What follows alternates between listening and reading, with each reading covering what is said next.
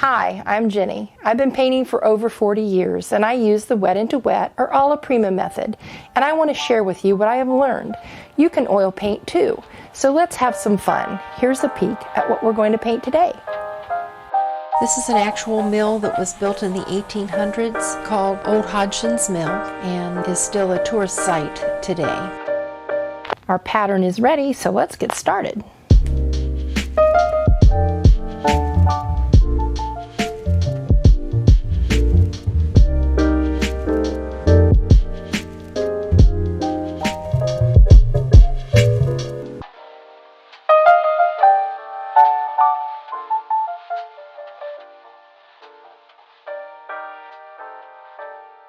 Now the first thing we're going to do is we're going to do this background trees, okay?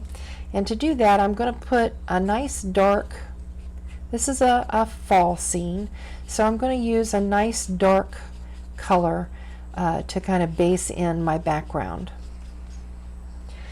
I'm going to use a little bit of burnt sienna and burnt umber mixture, about half and half.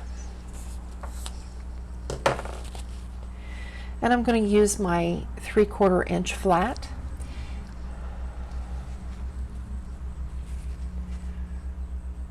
And I'm just going to go up here and I'm just going to base coat in this nice dark color. Now you'll notice that I'm letting my brush flip around. I'm not trying to be real, I'm not trying to cover the canvas solid.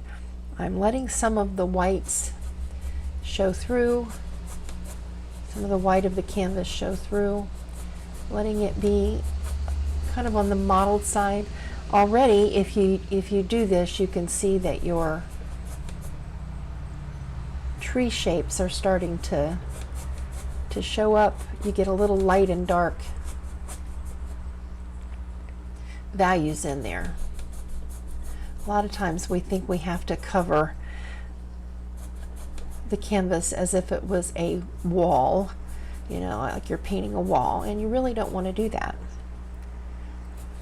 Those shapes that we put in there allow for a lot of,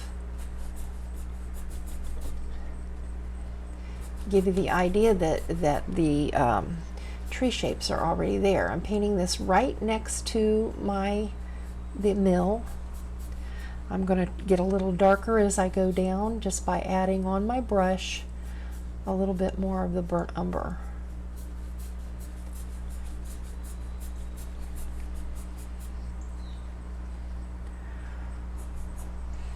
I want the color next to the barn or next to the mill to be a little darker. So I'm going to pick up a little bit of burnt umber, maybe even a touch of black, tiny touch of black, to get this section right behind the mill. We know we want this to be nice and dark right in here. Just a little darker version of my mixture by adding burnt umber and black together. So we can get a little bit of depth in there. You'll notice that I'm doing this very quickly. I'm not trying to create trees or the shapes of trees at all at this point. I know that I'm going to have some tree shapes that are going to have to come out a little bit more, so I'm making this area, this is a tree shape that's going to need to be a little brighter, so behind it I am creating a little bit darker background. Going right up next to my trunks. We'll paint those in later. This area down here next to the fence that goes across that walk, I'm going to make that nice and dark. Burnt umber and black together to get this area nice and dark.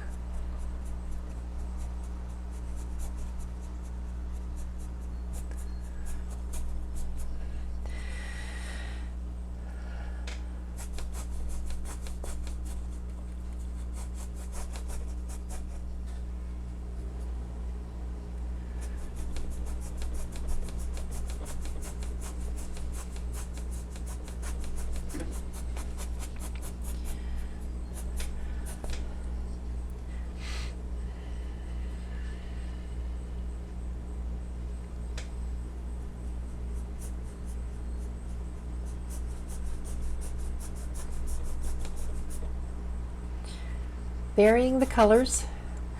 Burnt sienna, burnt umber, keeping my colors darker towards the base. Right in here. I'm going to go ahead and put a little bit of this color very lightly over my fence right there so that I can still see my lines.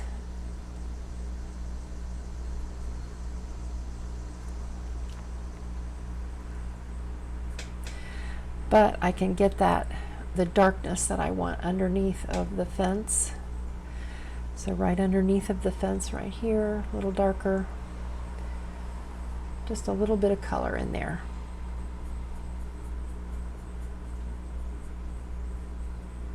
We'll add our lines later for our fence,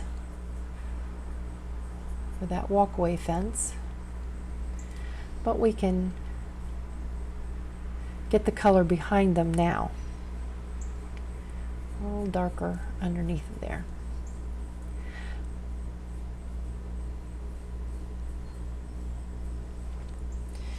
Again, I'm going to go back over here, make this nice and dark.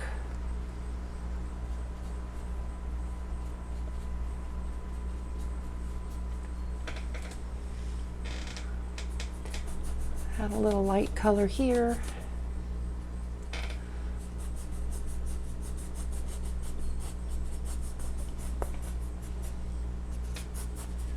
That tree's going to be a little lighter, but I can start it off with some color.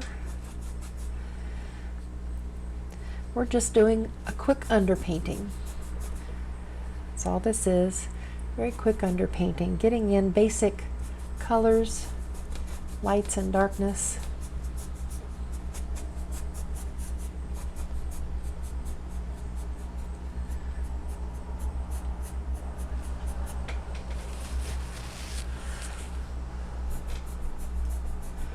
I'm going to go back over these bigger shapes here that I know are going to be lighter, but I'm just going to put a little color in there. So very, very little. I'm going to go ahead and base in my tree trunk shape with a nice dark color. Just getting the shape in there. We'll add detail, and I'll add those. There's a little bit of tree trunk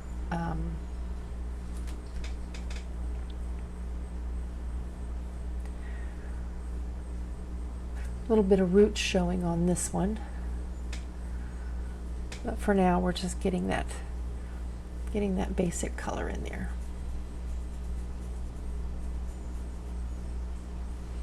Very quickly, using the edge of my brush to kind of even give it a little bit of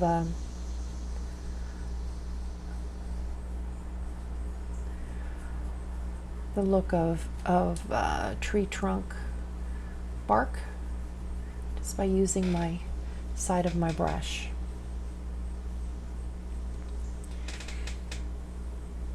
I know this area is going to have various shades of browns, so I'm going to go ahead and give it a very light coat of this brown mixture as well.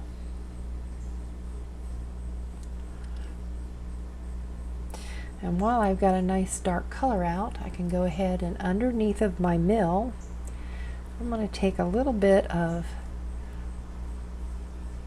tiny bit of color, just to start us off.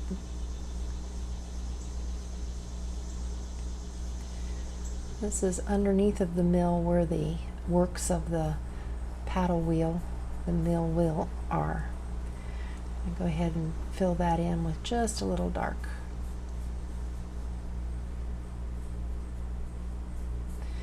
This is a mixture of burnt sienna and black,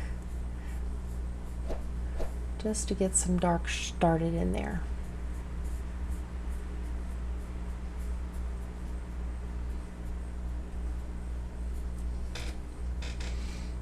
And add a little bit of that up here too.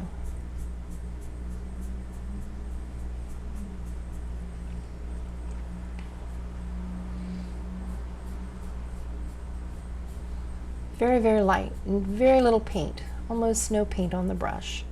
Just kind of staining the canvas with the color right there.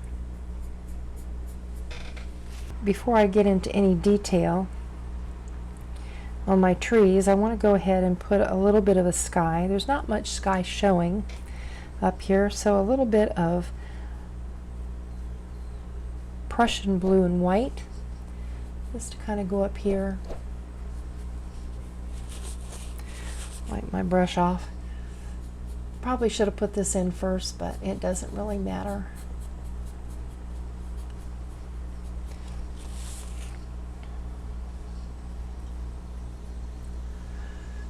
Because it's going to get pushed back behind the trees anyway, and there's very little of this, so I'm just going to go add some Prussian blue and white up here to my sky.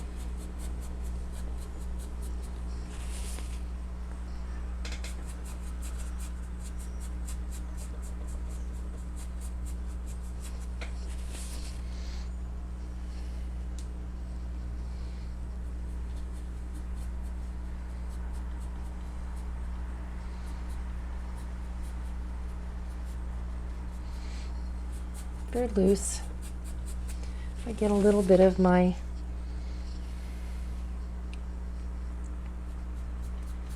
tree color in there. It's all right. We can clean it up later.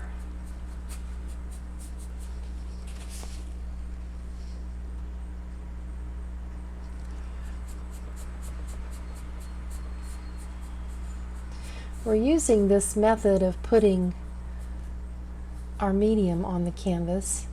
It's called Alla Prima, or wet into wet, because it allows us to mix color right on the canvas.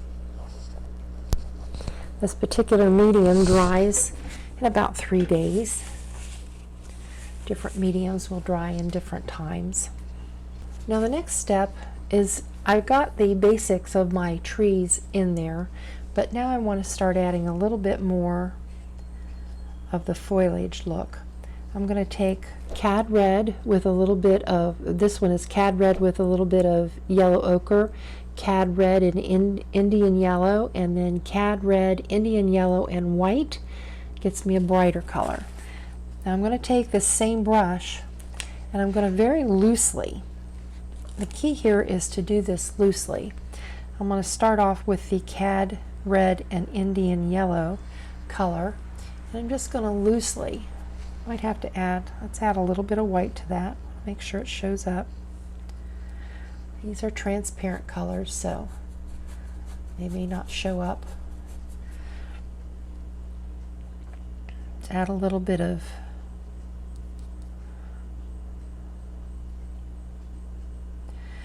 alizarin crimson to that. There we go, a little bit of alizarin crimson, cad red together. There we go. Let's get a little bit of Indian cad red and alizarin crimson. It's going to get us some darker reds in there.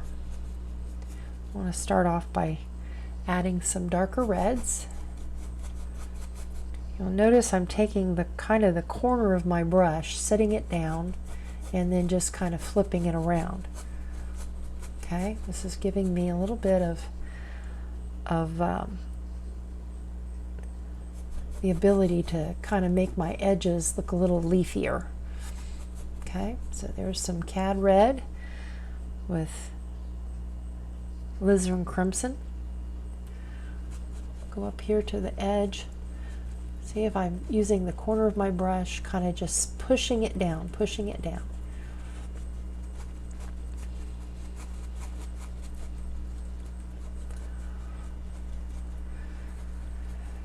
Getting a little bit of treetop look up here. All right, then let's go back to our brighter colors, cad red and Indian yellow. Let's add a little bit of texture to this background area.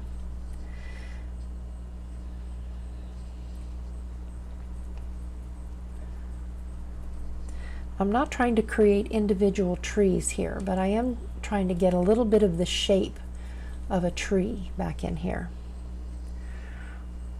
Okay, a little bit there. You can kind of play around with this till you kind of get the idea of tree shapes. Then if I take the brighter, even brighter color and add back in here.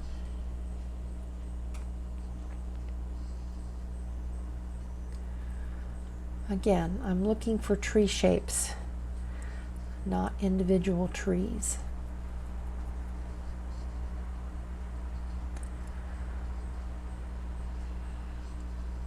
Adding a little white to that helps it show up a little bit better.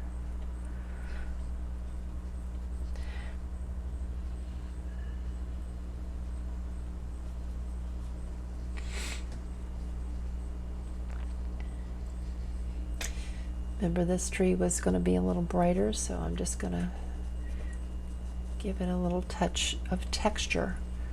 Basically, all I'm looking for here is some texture. A little bit of reds, a little bit of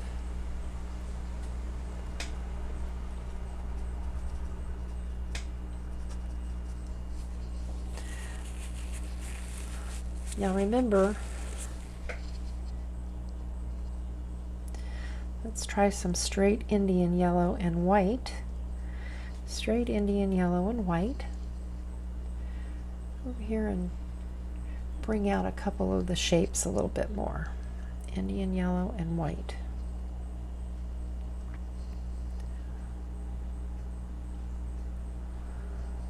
Just kind of dotting with the corner of my brush. Dot, dot, dot, dot, dot, dot. The corner of the brush is going to give you a little texture. Again, I'm looking for shapes.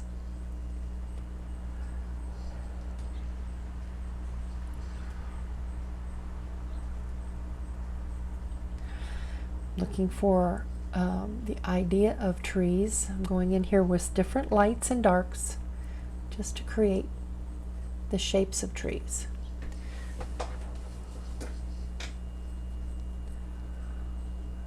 Very little detail.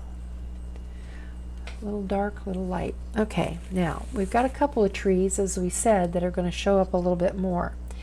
So to start off this tree, I'm going to take a little bit of straight alizarin crimson, darken it with a little bit of black so that it shows up a little darker. Again, I'm using the corner of this brush and I'm just creating tree shapes by pushing the corner of the brush. Push. Can you see that corner go down? Push, push, push, push, push, push, push, push, push. Okay, that's all I'm doing. I'm not trying to cover up all of the tree, letting some of the color that we have in there behind different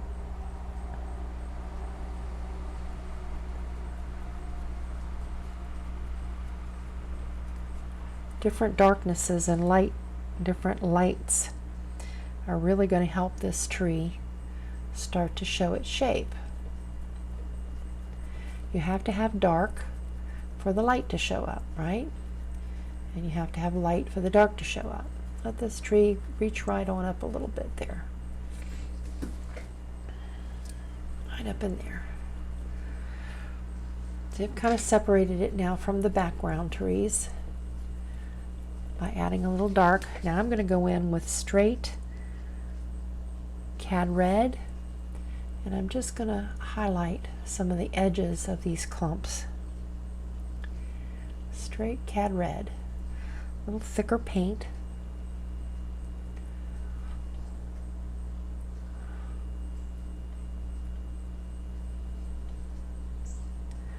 Again, I'm thinking about the shape of the tree. Light is coming from this way from the right, so I'm kind of thinking about that as I'm painting that shape.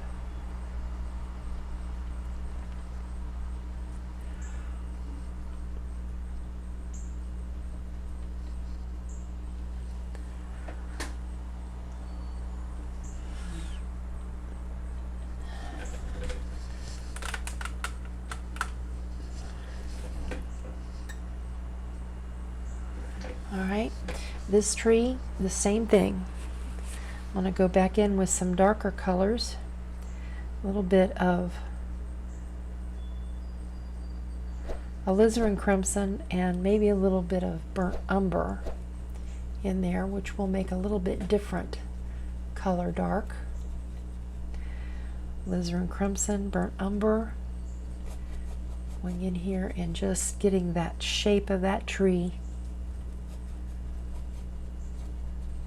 And it shows me I want to put the dark in there so I can see my lights when I paint them, right?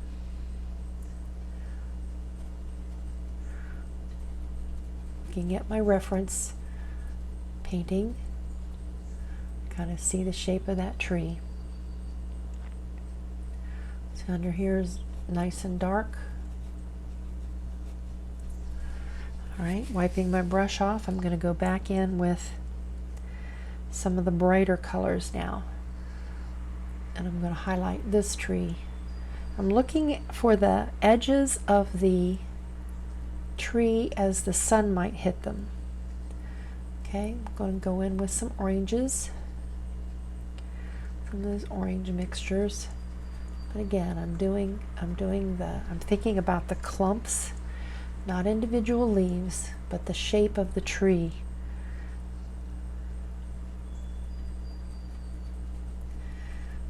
Kind of little clumps. Going in with some even brighter colors. Yellow, Indian yellow with white. Again, think about the shape of the clumps of leaves, not individual leaves. Indian yellow and white.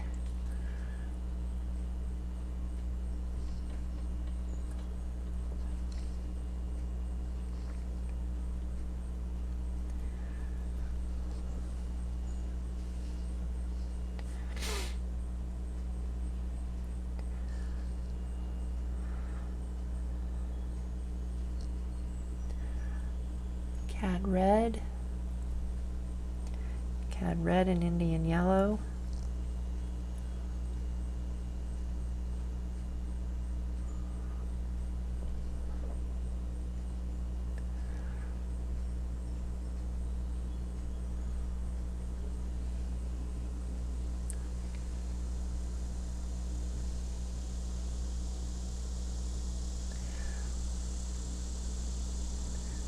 A little heavier paint, get a little bit more contrast.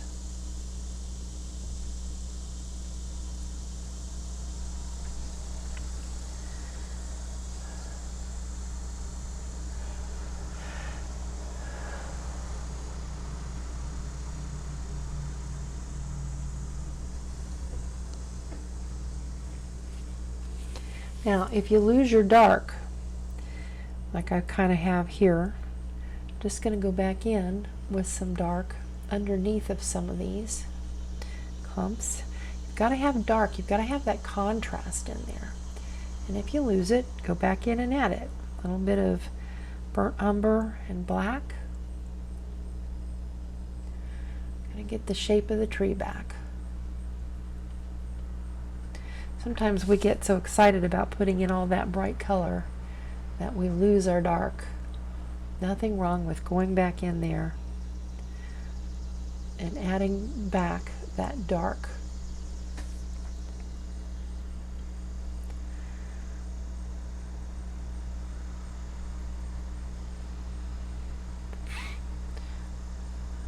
Maybe under here, under this tree, we need this to be a little darker. Back in here is just brush, bushes, more trees back in this area. So we want that to be nice and dark. Over here, a little dark. Cut into our tree shape there, get that shape of that tree back. Back here, nice and dark.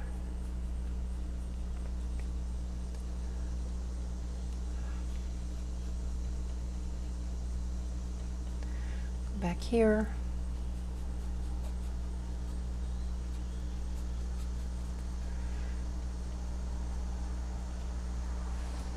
Okay, now we're starting to see a little bit more definition of our tree shapes.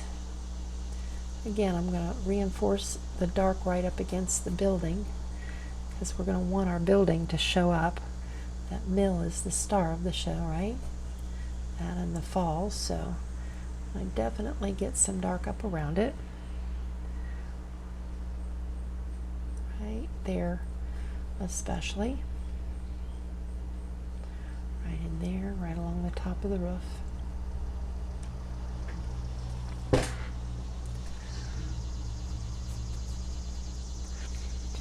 Now, in any fall scene, there's some of the leaves are still going to be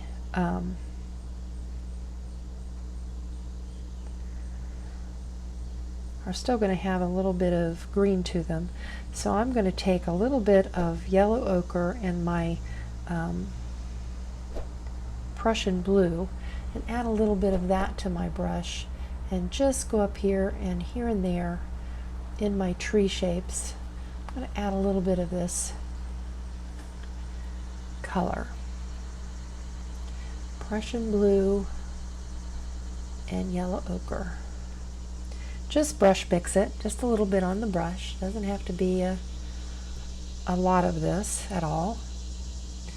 But I think it adds a little bit of realism, a little bit of tone to some of our tree shapes that will be in a natural forest.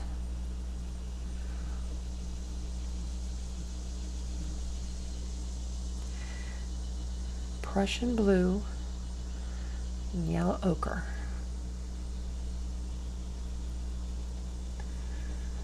Also gives me the ability to go in here and kind of dull down some of these colors. It gives it a little bit more realism, I think. Okay, a little bit. This tree kind of goes right up off the top. I can use this color.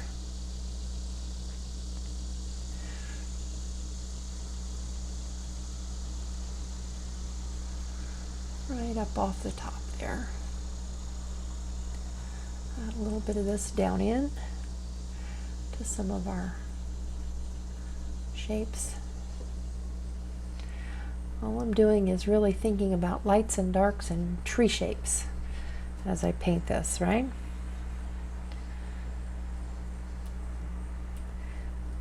Tree shapes from a distance, not individual trees as if we were painting leaves, individual leaves, by no means. Start looking at tree shapes when you go out, the lights and the darks of them. Okay, one last time I'm going to wipe my brush. I'm going to look my painting over and see this over here. Let's add a little bit of that green to this shape of this tree. This tree needs a little more shaping. Ooh, that's kind of cool. A little more shape to that tree right there. Just kind of bring it on down. It's a little dark. Needs to get a little dark underneath here.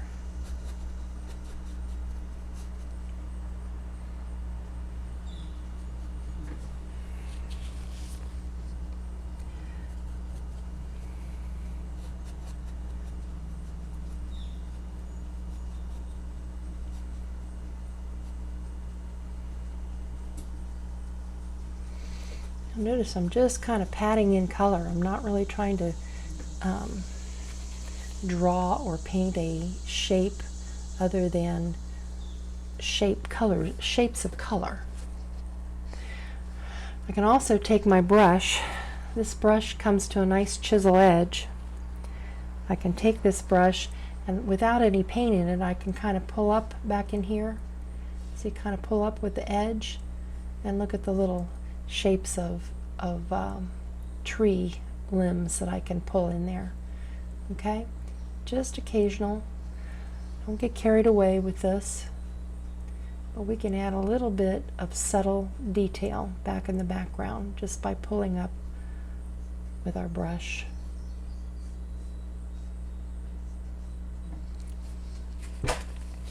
adding a little subtle detail in there. I'm going to call that tree area done. Now, when I get towards the end of the painting, I will probably go back and make sure my lights are light enough, my darks are dark enough. I could kind of look at that again. But for now, I'm going to call that tree section complete. All right, now we're going to work on the bottom part of our painting. The first thing that we're going to do is we're going to paint the grassy areas right above the waterfall and kind of start around the waterfall. Now this area back in here is really kind of dark.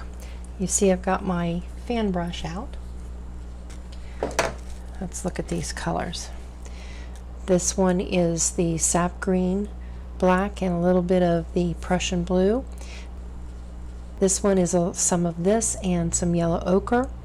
This one is sap green and white with a little bit of the yellow ochre. And then this one is sent with a dirty palette knife. It is Indian yellow and white, and it makes a nice bright green because of my dirty palette knife. I'm going to start off with just kind of a dirty brown, tiny bit of one of the darker green, and add a little bit of burnt sienna to it because I want it to be kind of a dirty green color back in here. I don't want this to be too bright or noticeable. It's in shadow. So I'm taking my fan brush and I'm just going to tap, tap, tap, tap, tap, tap. Little tiny taps. Pull down a little bit. This, I'm not even trying so much back in here for a grassy look so much as just getting the color in there. A little bit of burnt sienna and burnt umber on my brush. I want to keep this green back in here dark and a little bit on the browner side.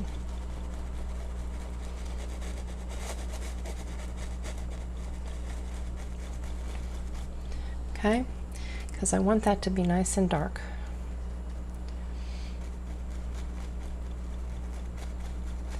As I come forward, I'm going to add a little bit of the second green, that kind of olivey green in there, just to start fading it into a little bit more light over here.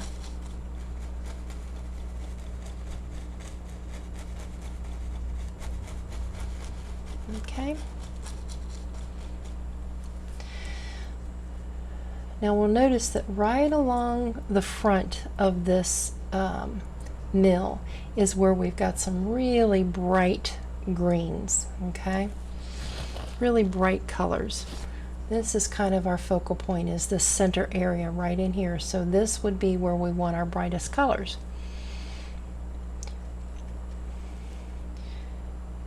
Over here, I'm going to a little bit more of that olive green in here.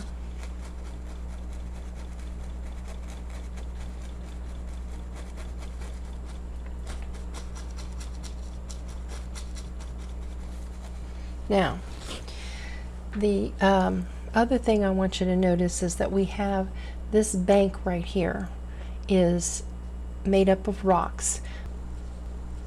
We've got another bank that comes right in here, that there's some rocky areas, and then we've got a big rocky area right in here, and we've got rocks on either side of our waterfall.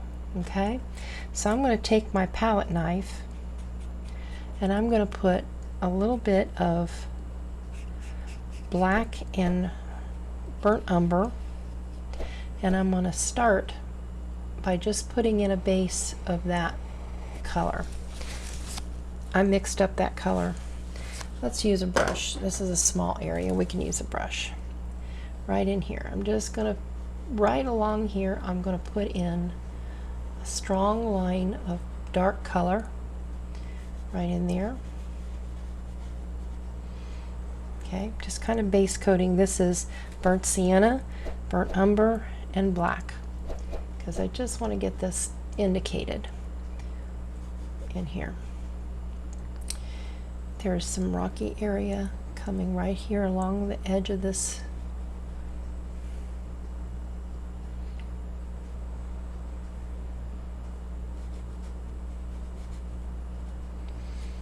bank here. Okay, let's take a little bit of this dark right down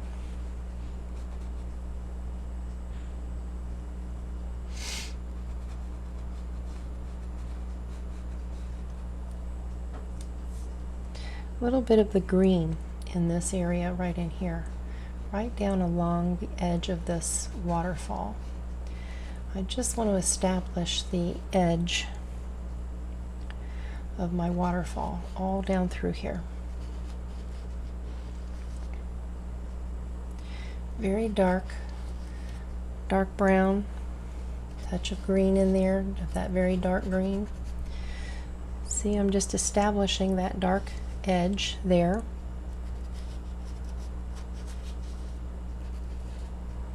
We can go back and reinforce this later. Then there's a big rock, kind of an outcropping of rock right in here. Brown, a bit of black. I'm putting these in because when I start adding my grass around them, I can add the grass make it look like it's growing around this area. Okay, right in here, very dark section right in there. Kind of comes down here.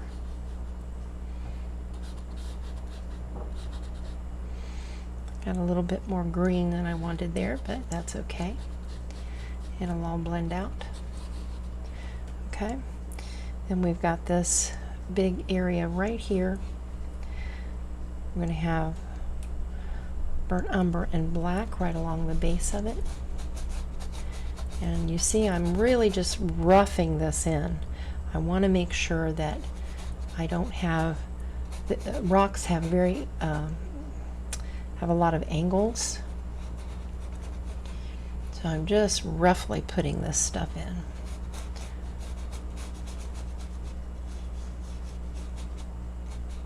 Keeping it very dark along the base. Then I'm going to grab a little bit more burnt sienna and just roughly put some of that in there. See the angles? I'm trying to get this rough look by bringing this down into the rocky area. This one here, add a little bit of rock here, there's a little rock there. Back and add some dark to the base of this one. But I'm keeping it very rough.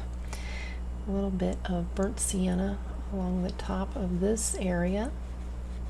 This bank back here. Just have a little bit of that color in there. We've got this whole area here, which is another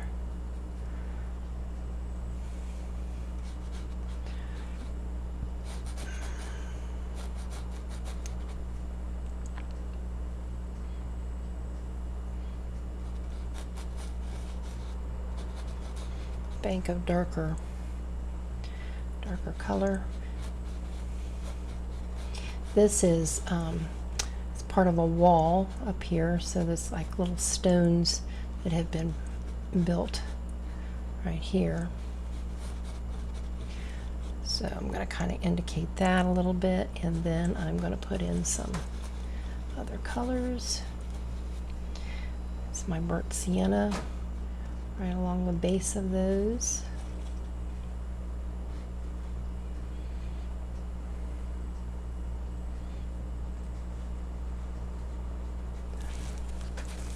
Now I'm going to take that burnt sienna and burnt umber and white mix,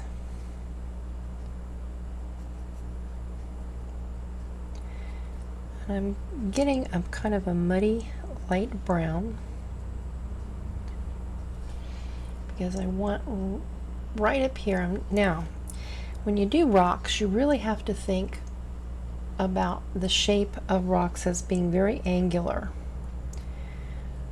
So when I go up here and add some of this highlight, I'm really going to do it kind of rough and angular. This has a little bit of the idea of this wall here is kind of that it's built out of other rocks, kind of laid in there like a foundation. So I put in some of that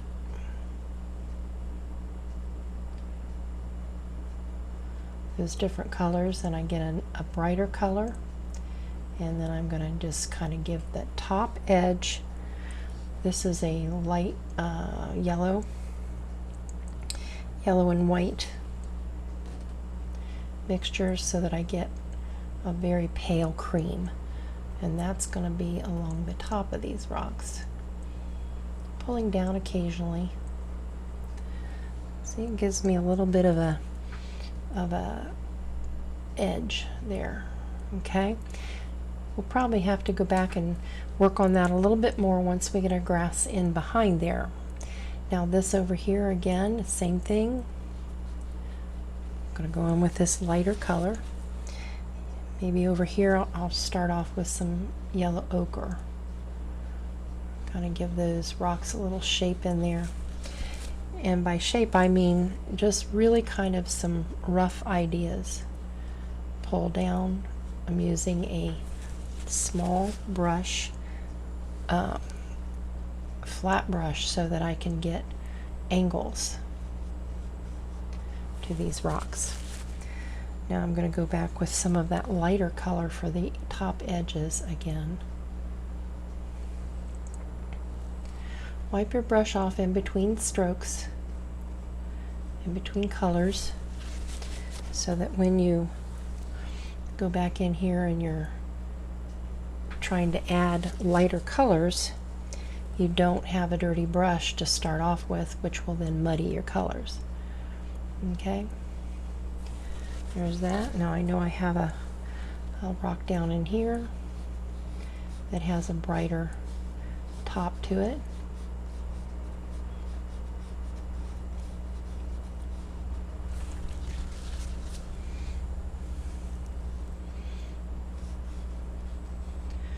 Pulling these colors, wiping my brush off, going back into the brighter colors, pulling these little bit of shapes down into that rock.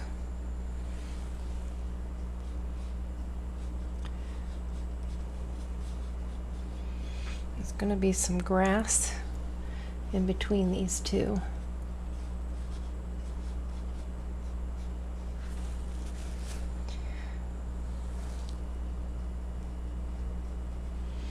And again, when we get farther along, we'll go back and we'll highlight some of these, our lights and our darks. Maybe a touch there, maybe a touch on that rock right in there. All right, let's go back to our fan brush. Let's start up here in this area right in here with our more olive green. Just get some of this color in there. Very, very short, very, very short strokes. Just looking for texture. A little bit of color. And just base coating that area. We can go back in and add highlights and stuff later.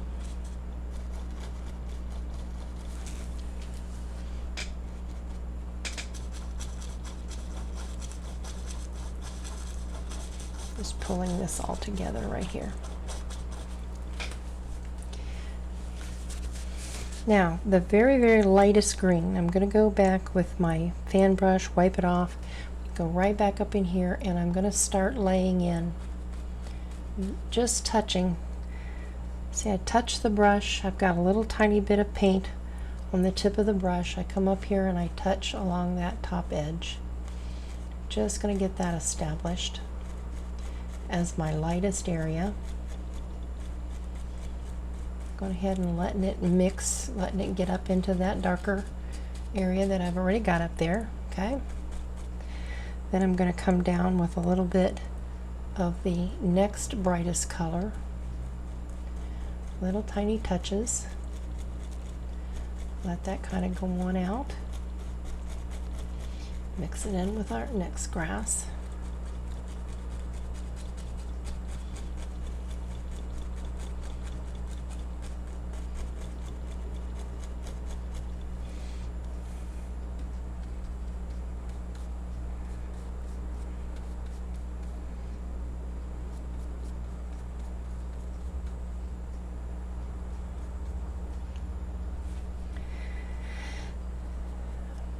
I'm going to kind of let my colors overlap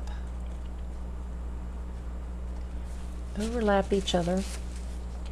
Maybe grab some straight yellow ochre, mix that in there in this top area.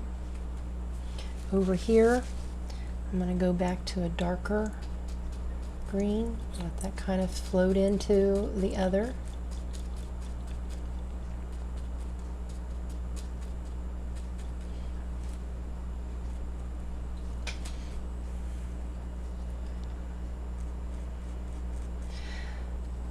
Some of that olive green maybe down here next to the rocks. Little tiny strokes.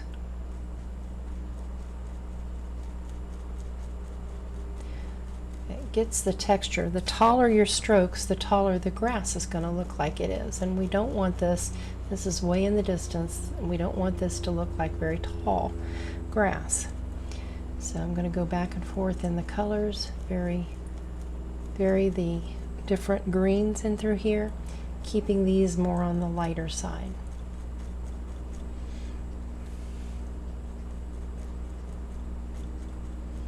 This is more texture than anything back in here. It's more lights and darks and different colors.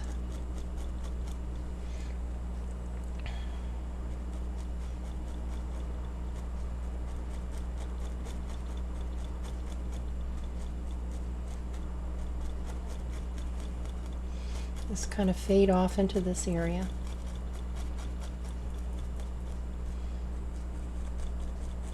Okay. Now there's an area that's right in between the rocks there.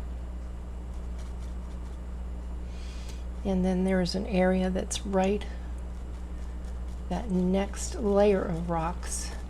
I'm going to go ahead and put some brighter green in there. I'm not going to finish the grass. I'm just getting this basic shapes around these rocks. A little bit of grass here, maybe a little darker right in here, because I'm going to go back and finish work on my waterfalls, because the waterfalls, some of the grass needs to go over top of the waterfalls.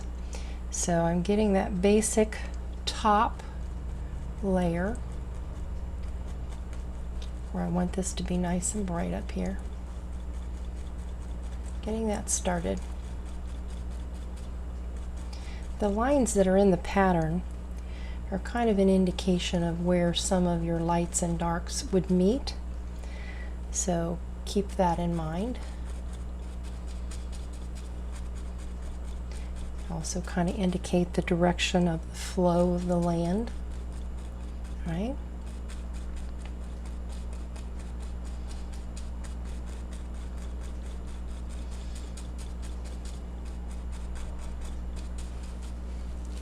Okay, just got the basic shape of this dark area back in here.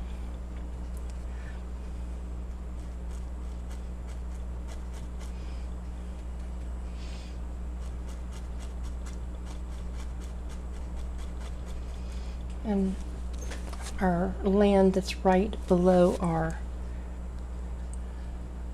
waterfall there, our mill there. And I will go back and give it a little more touch of light. Real bright white with that lightest, add a little bit of more white to that lightest green to just give me a touch of brightness right along there. I can look at that later and see if it's bright enough. Okay, the next step will be the water.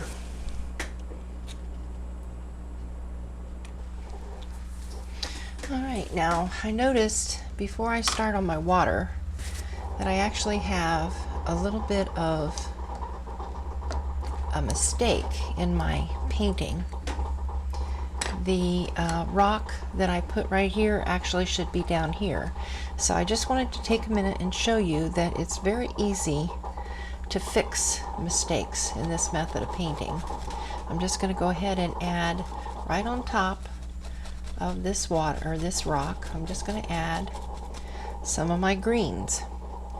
I know that I want the rock to be underneath, but if I go ahead and add a little bit of the green going down into the dark right in here, I can turn that from rock to land very, very easily. Grass, very, very easily. And then this area below that should be rock, I can go very quickly and add that. Remember, we're just using some very dark color. This is my burnt umber, burnt sienna mix. Add that in there. Rock is very rough, very, it has a lot of angles. So I can just take my brush and add some dark in there. Remember, I had the highlight on top. I'm picking up just straight yellow ochre. Give myself a little highlight on the top. Straight yellow ochre. Again, I'm thinking about this being very rough, a little lighter color on the very top.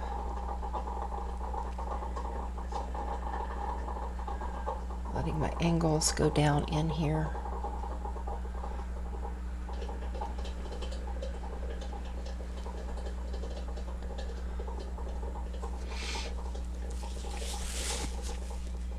If I lose my darks, I can always go back in and add them back.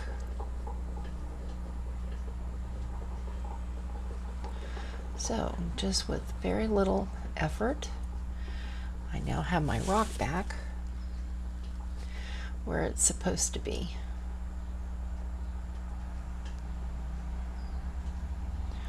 A little bit of dark right in there. A little bit of extra highlight right there. There's going to be some, this is actually the edge of the water right here. So I'm going to take my green. See, my green will eventually be down in there.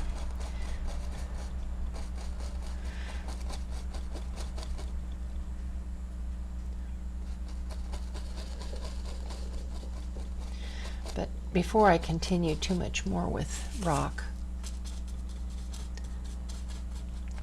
or with grasses around my waterfall, I'm going to go ahead and put that in. We'll go back and we'll straighten more of this up, and we'll add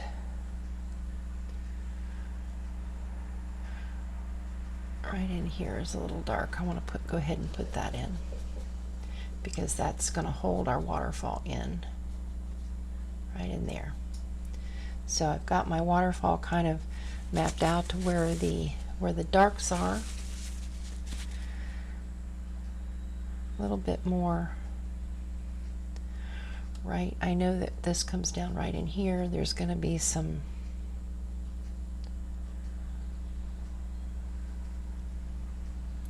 This rock is very dark. There's going to be some dark in here. There's going to be dark under here. I'm just picking out a couple of places that I know are going to be nice and dark around the outside edges of my waterfall. Again, I'm just picking up a little bit of burnt umber so that I have the edges of my waterfall marked out.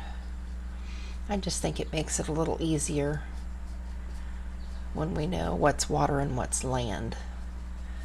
Okay, got that. Get this up here was dark.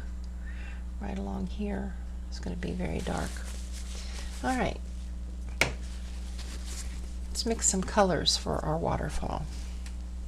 I'm going to start out with some Prussian blue and some alizarin crimson, and I'm going to mix a little bit of white to that to get varying shades of the kind of a purplish color. Next, I'm going to take a little bit of Prussian blue, mix some white to get some varying shades of blue, and then I've got a very pale yellow. It's almost a creamy white. It's very little cad yellow and a lot of white. We just want this very, very pale. Okay, now we're going to start up here at the top of the waterfall and continue down. I always start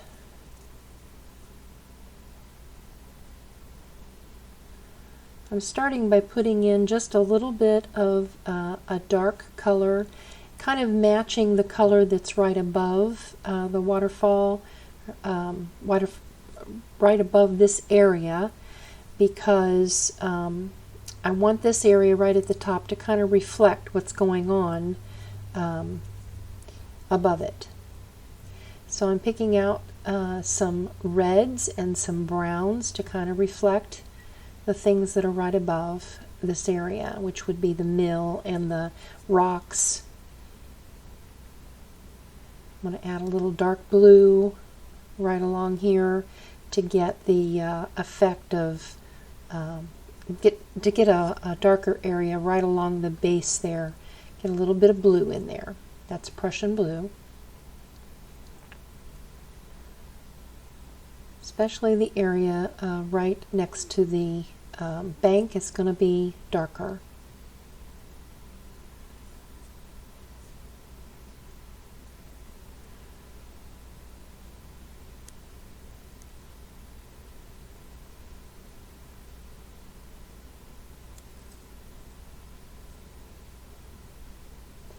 Again, I'm looking for what's going on above this area. This is the top of the pond. It's kind of a pond area.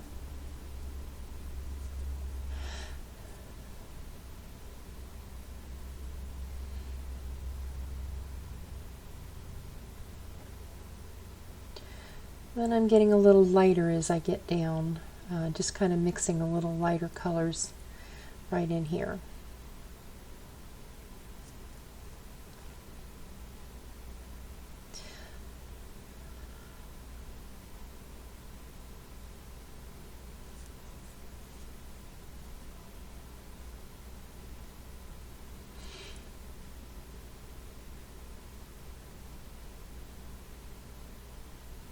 The light is coming from the right, so I'm going to make sure that I have that the area on the right a little bit lighter, or on the left a little bit lighter, and pulling that dark out from the right side of the bank.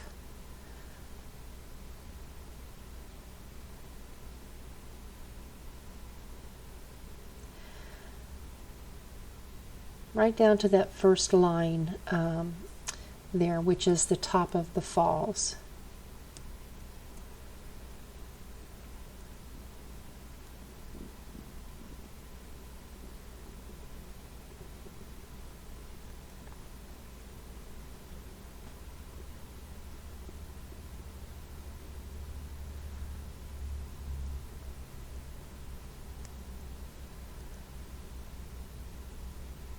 Again, keeping it a little lighter on the left-hand side, right up against the And then the next section here is really the falls, and we want this area to be really dark underneath of the falls.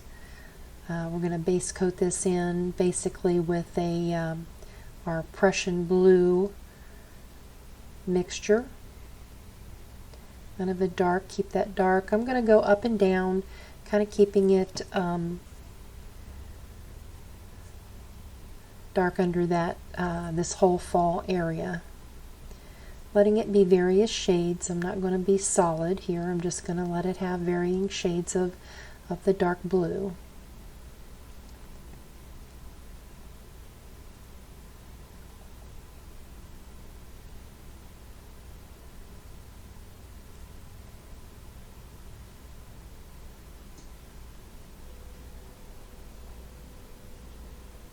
You'll notice I'm using a filbert brush. This is kind of a medium, about 1/4 of an inch wide filbert brush in this area. It's always best to use whatever size brush fits the area that you're working on. And as you see, I'm just really just getting that darker value in there, in this whole area where the falls is falling over.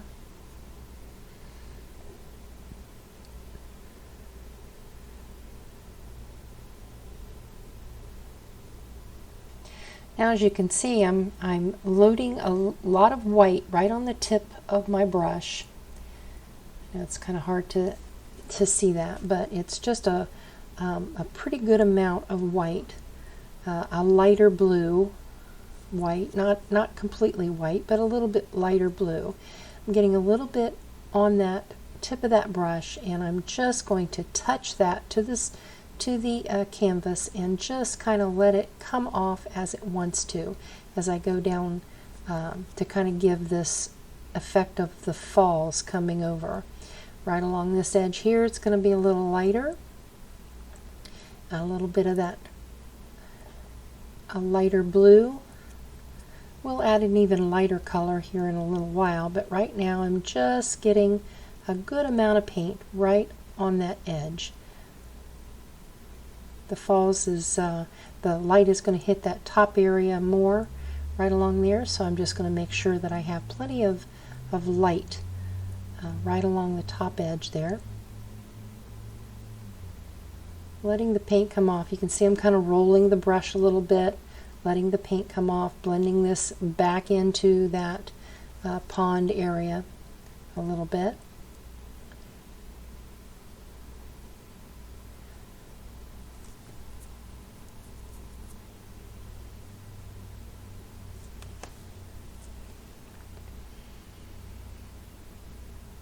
Brightening up that little red area there where the mill is going to be reflecting in that pond area. Just picked up a little extra cad red light. Going back, wiped my brush off, going back in with a little bit more of the lighter pale blue. Got a lot more on my brush now. I'm just going to let this kind of dribble off my brush, very, very lightly touching this and letting it kind of come off onto the canvas.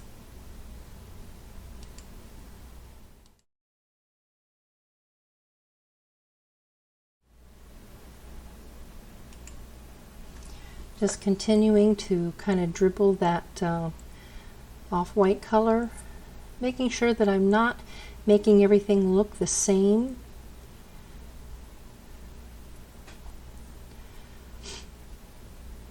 This is that waterfall area.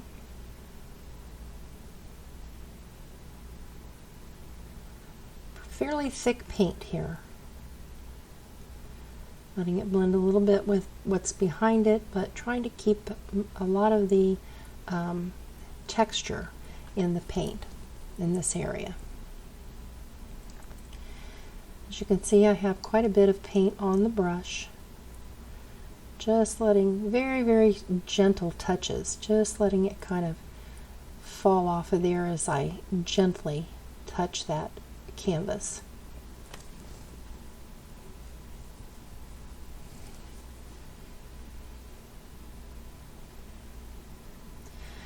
There are rocks behind here on this wall, and so the paint is going to come off. It's the idea is to think about how the water might fall over those rocky areas behind the falling water.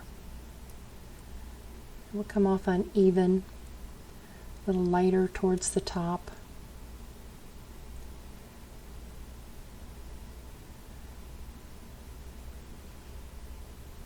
Kind of collects right there at the top and then just kind of falls over. Moves around the rocks that are behind there.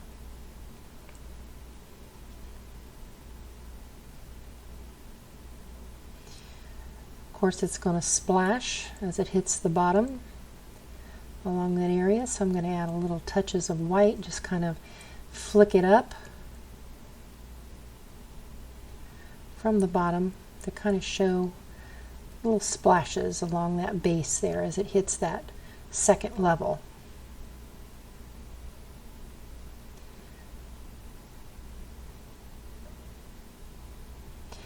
Now I'm going to start with kind of a mid-tone here that of the purple that we mixed up, and get a little bit of shadows.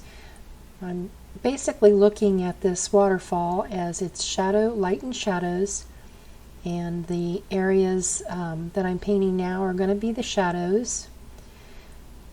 This area here is another area where the water falls over. I'm going to go down through here and just add a lot of the shadows in this bottom part. Varying shades of those purples that we mixed up earlier. Dark and light. I know there's some rocks right in here, so I'm going to start by I'm going to pick up some of the areas where I know are really dark. You can look at your reference material and you can see where these rocks are sitting. I picked up some burnt umber for this area for that area right in there in the rocks. I'm going to right now just looking for those dark areas where the rocks are going to be sitting. Pull some of the rocky areas out. Pick up a little bit of that rock color. Looking for the rocky areas still. I know down here at the base it's going to be fairly dark. It's going to be a lot of rocks. The water is not as deep down through here. This whole base area is really going to be where you can see the rocks through the water. So I'm just going to base that in a little bit with varying shades of burnt umber, burnt sienna. Just get that dark down in there.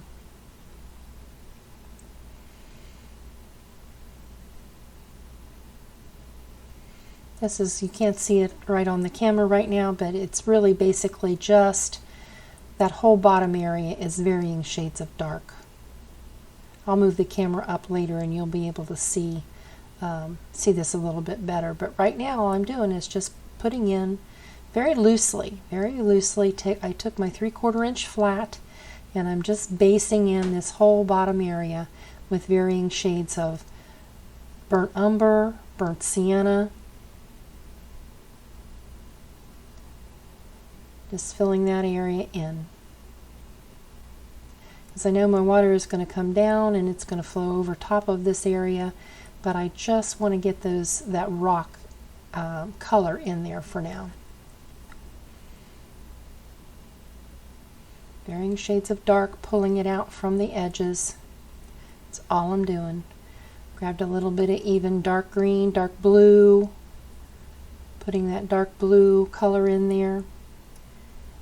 Once we add the highlights to these areas, it's going to look like water. But for now, like I said, I'm just base coating in basic colors. Blues, browns.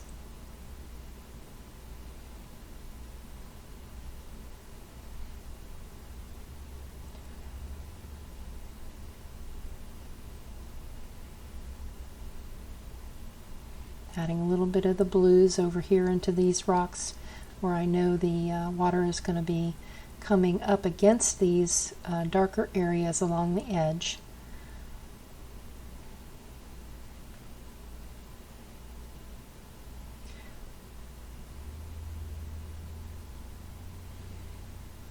Just pulling this out a little bit. You'll notice that I'm keeping all my strokes going from left to right. Now I'm just kind of blending this all together, smoothing it out a little bit. Very, very light strokes to just kind of give that whole feeling of underwater, the underwater look.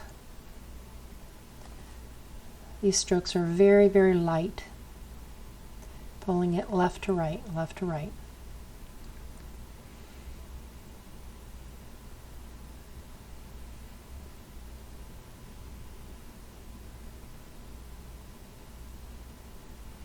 This whole area is going to look like it's underwater when we get a little bit more of our highlights and things in there. Pulling this out from the edges.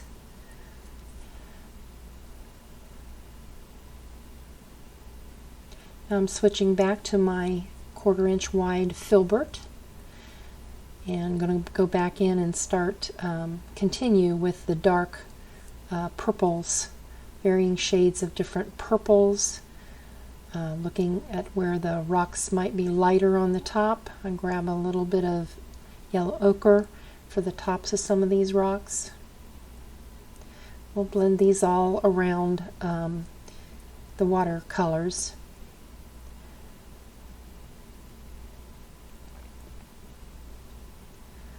Picking out those rock shapes, darker along the bottoms, blending it up. Again, trying to keep my rock shapes angular. I know where these rocky shapes are. I can look at my reference material. I can see where the very, very dark shades of these rocks are kind of laying. I'm just laying in some of that darker color.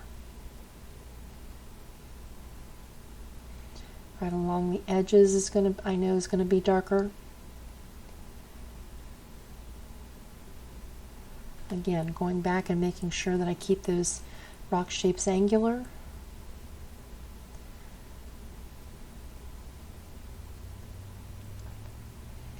Just picking up the darkest areas in the reference material and laying in some of this really dark blue. It's the darkest blue shade. You can see as I pull it out, it's the Prussian blue.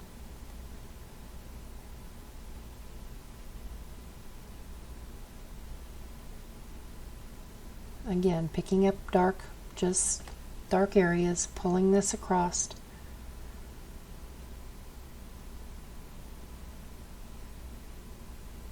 This whole waterfall area is really all about darks and lights. And we start with the darks.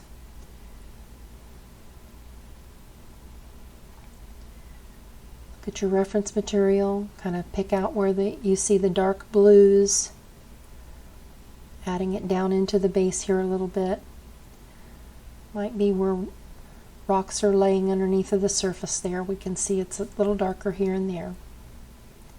Going back into all these lines that I've given you are just the idea of where the darks might be laying, where the rocks might be, where the falls are going to kind of go over the top of some of these darker areas.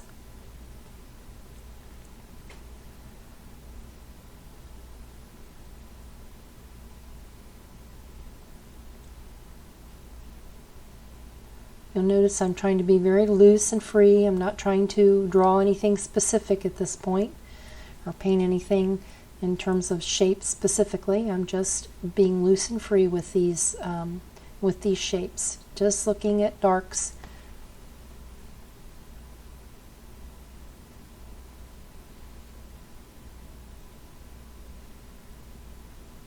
Now this area right up here,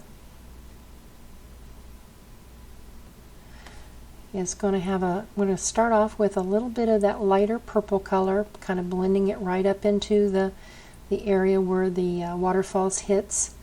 I'm just kind of putting in a lighter area because I know that this is another area where water has collected. We've got a couple of different areas where it's going to kind of fall over a couple of times. So this area I'm starting off with kind of a light purple, very light purple. Then I'm going to go up here and I'm going to bounce some of that white right at the base again. Where I kind of blended it away, I'm going to go back in and add more of this foaming water that's going to hit right at the base of the first fall. Trying to be random with it, just get a little extra paint on there, a little thicker paint. Your highlights are always going to be a little thicker.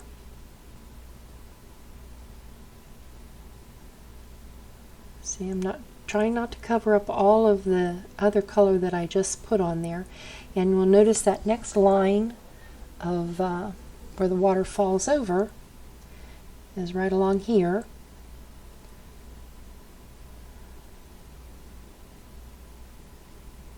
So we've got foam towards the back there, and then right at the top of this line right here, we've got water starting to fall over again.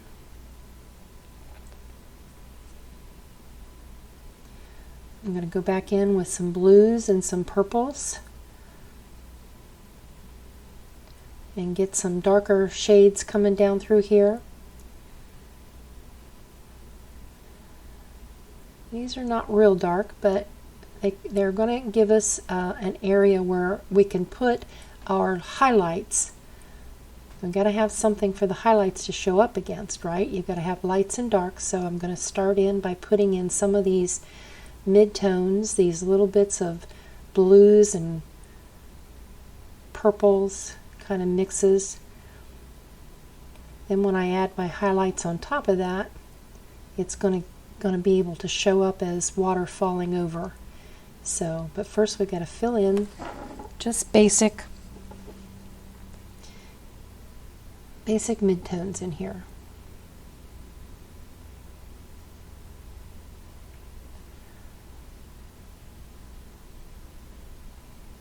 A little darker along the edges because we know we're going to have, it's going to be a little darker along there. See, I'm just scruffling this in. I'm not trying to paint solid. I'm not trying to get all the same color. I'm just getting some basic mid-tone colors in there. Blues, purples. Pulling that color down around from my rock areas. Just really roughly scruffling it in.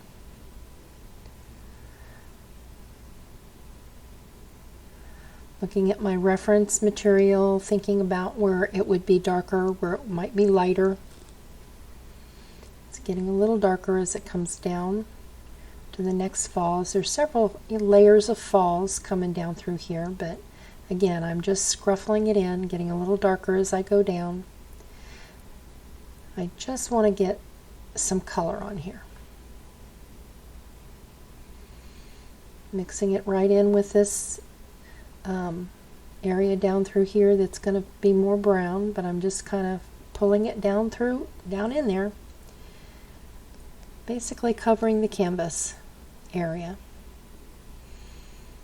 letting it be a little darker as it comes down. You can already see that we've got a lot of motion in this water, and that's really what we want, is a lot of motion, a lot of different shades of color. I'm not trying to blend this all together, just making sure I've got a little bit of color on the canvas, covering up the white of the canvas. Kind of leaving my rock areas open, not covering them up, but kind of blending the bottoms out a little bit.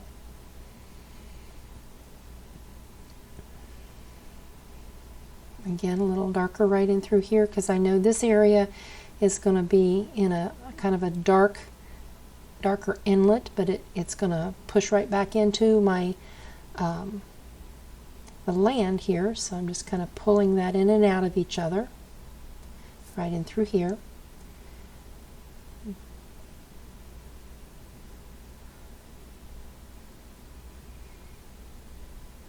Again, I'm thinking about, you know, how it's getting darker as it goes down through here.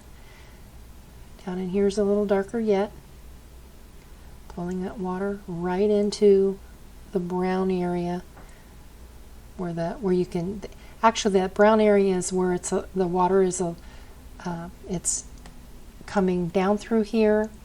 It's bubbling over different rocky areas, and then as it gets down towards the bottom, it's going to be a little less deep as it gets down here to the bottom.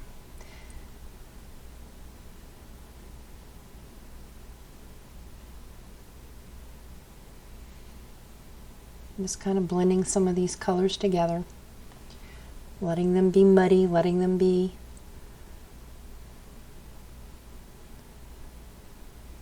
mixed but not mixed solid.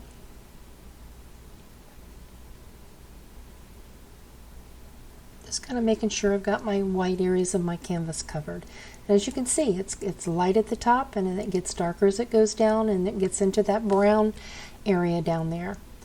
And so now I'm going to start back up the top, and I'm going to look for, I'm going to start taking the white, a little bit of that light yellow, that very pale yellow, and now I'm just going to dribble this paint down through this waterfall area. I'm putting a pretty thick amount on the back side of my brush. Still working with that filbert brush, and I'm just letting this water fall down through all of this color. This is where you get that whole effect of the water kind of bubbling down through and down over the rocky areas.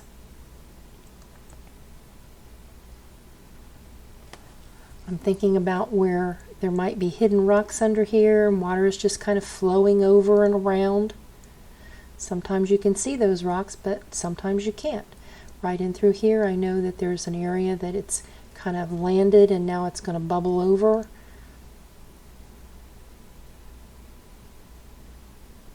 Right there. It's kind of landed a little more solid right there, little area where it's kind of pooling a little bit maybe. And then it falls over. See how it just falls over? Grab a little bit more paint. Think again, over here there's an area that the kind of pools right there. And then it just kind of falls over. See, kind of turning the brush, letting that brush, let the paint come off of it thicker and thinner.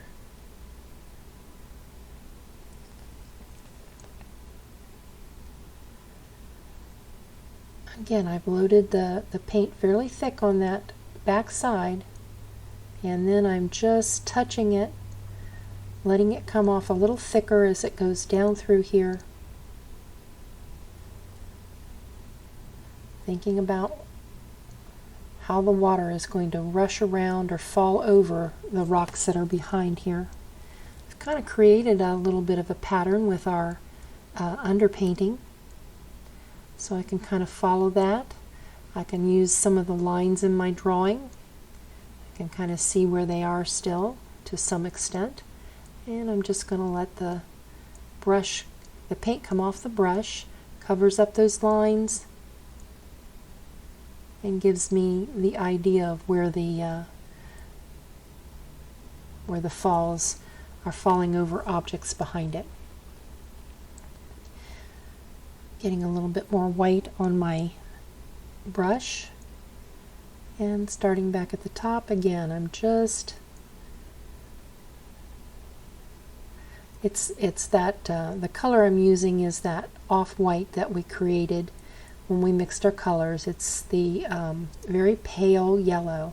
Very pale yellow like this will show up brighter than even pure white.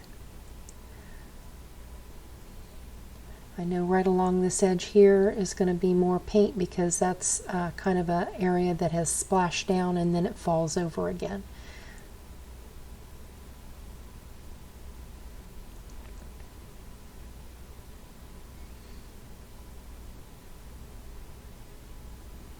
Drop more paint right there.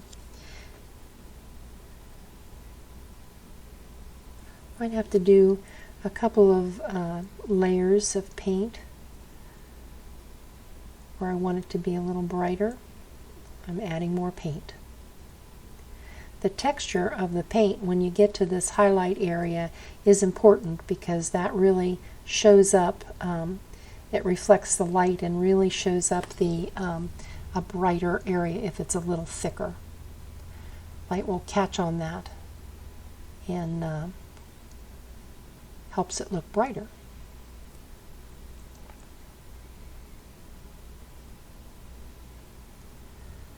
Emphasizing areas where I know the water is going to catch on rocks that are underneath, and then I can see where it kind of falls over in areas, so I'll add a little bit more paint there, making sure I have a little bubbling up along the edge there. I know that area right there is where the water is going to bubble up onto the land.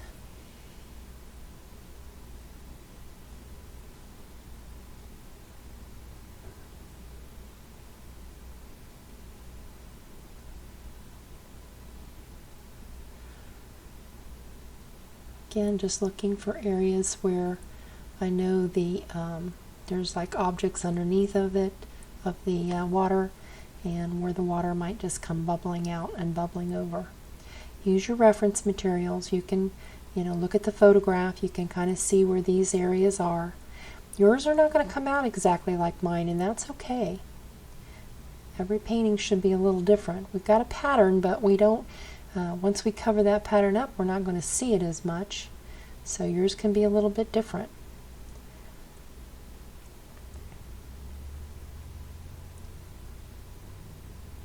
This is all about lights and darks.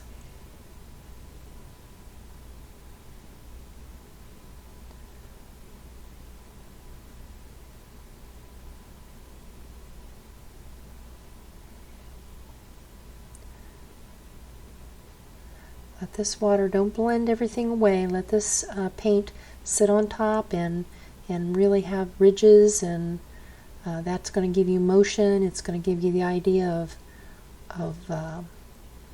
water splashing up on these rocks, falling down.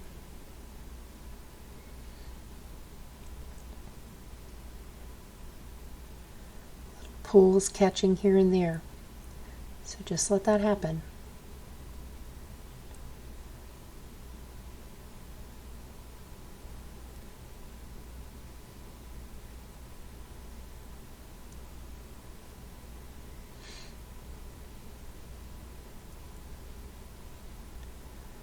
When I let it blend a little bit more, it just makes it look a little flatter, makes it look like it's kind of a little ponding area. And then when I'm doing the up and down thing, it kind of makes it look bubbly, like it's hit some rocks and it's bubbling over.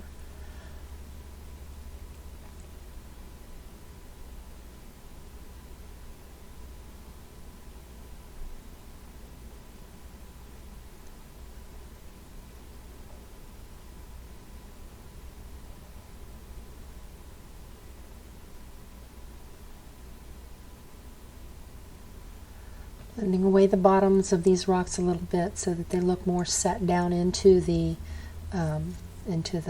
stream.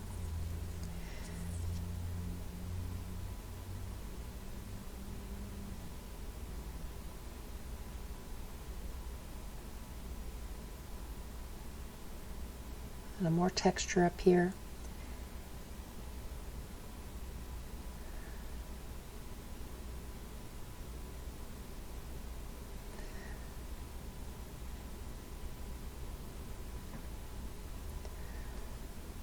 Going back with a little more darks, kind of emphasizing the darks of some of those rocks. Make sure we've got some dark in there to kind of show where the rocks might be. See how that adds a little more emphasis on those areas. You can't have light without dark, and you can't have dark without light.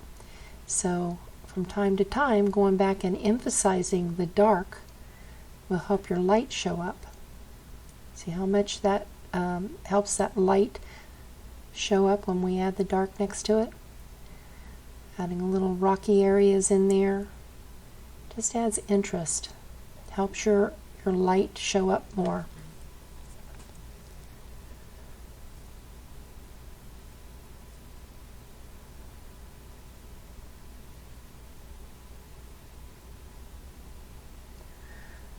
Same thing with the darker purples. I can go back in here with a little bit darker purples and add that next to my light. Helps it look like it's coming down over the edge a little bit more.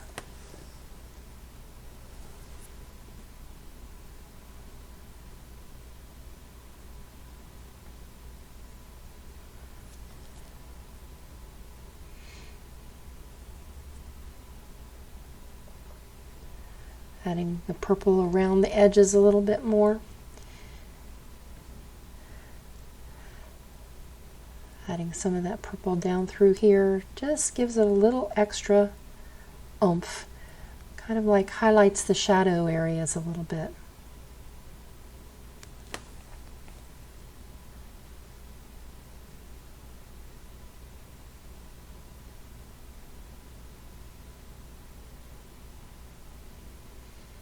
Pulling out some of these colors, letting them blend together just a touch, not too much. I don't want to blend all this work that we've done away. I just want to add a little extra of that purple color. Bringing that purple down into my browns now.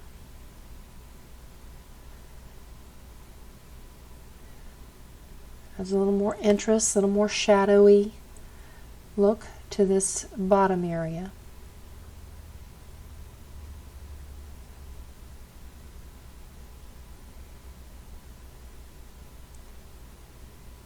Gives us the effect of water kind of flowing over the top of what might be underneath of these rocky areas.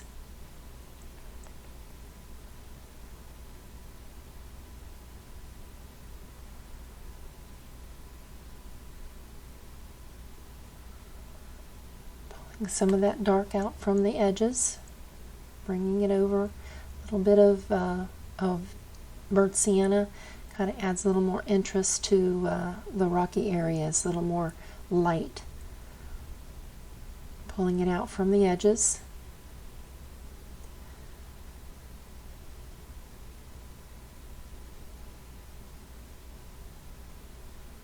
Gives us a little bit more of the look of the rocks, like there might be rocks sitting underneath of this water that's flowing over here.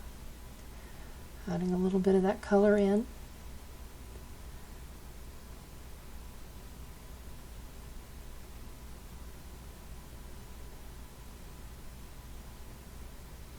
I'm really kind of thinking about what these rocks might look like underneath of the water. So I'm just kind of giving some little bit of shapes, little shapes. Water has a tendency to, when it gets down here, it kind of flows in patterns. So I'm going to add a little bit of the patterns now to this rocky area, kind of little eddies. It's like and the pattern is kind of like a little bit of an eddy shape.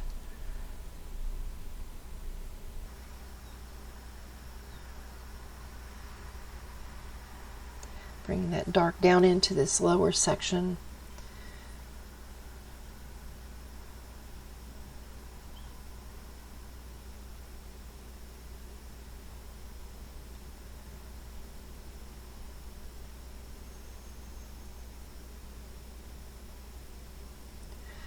I want this whole lower section to be a little darker than the shape above, and the colors above. So I'm just continuing to pull that some of those dark colors, the blues, the dark blues, into the edges. Darken my edges a little bit.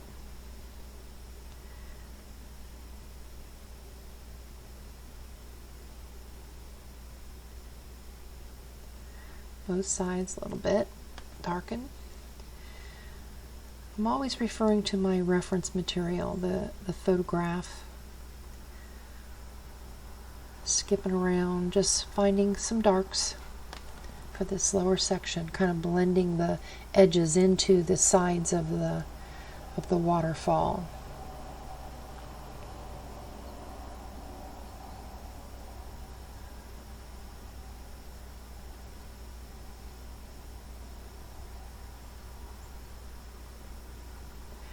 I'm going to take a little bit of the lighter colors and I'm going to kind of work around some of those eddy shapes with a little bit of the lighter color, white, gray, lighter blue, to just kind of highlight the water as it comes down.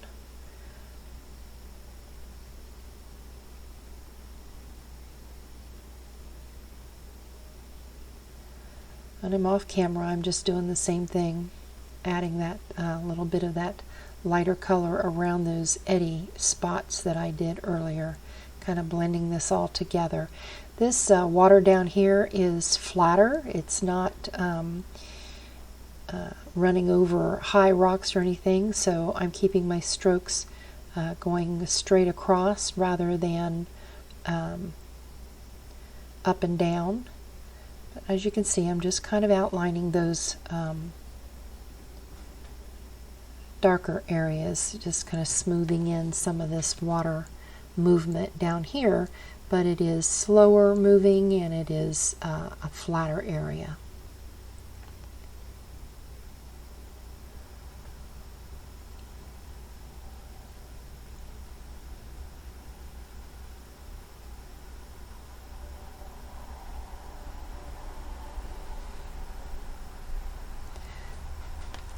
This kind of lets that all those rock shapes that are underneath be kind of fall back and be lower when we add this little bit of color on top. A little bit of purples in here.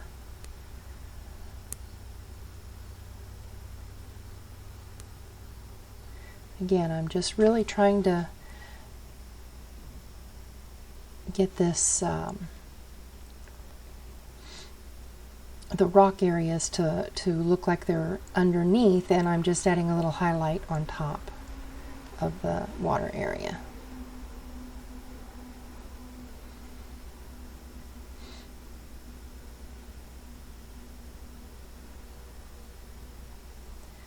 Blend these little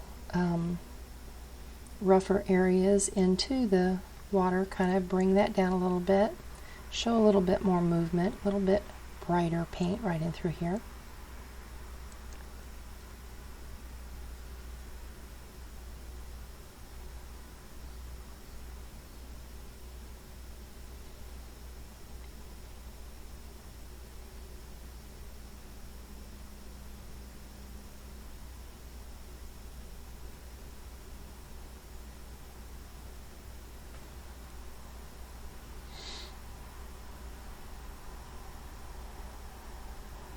Going back and darken up some of those areas. I don't want this to be all too light, so I'm darkening, adding a little bit more of the rock color, kind of the burnt sienna, a little brighter here and there. Those are those rocks peeking through. Some of them are closer to the surface and they're going to show a little bit more.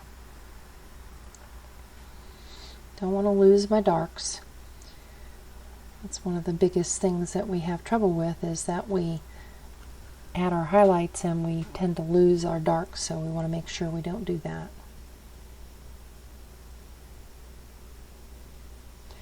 Okay, now I'm going to take a mop brush.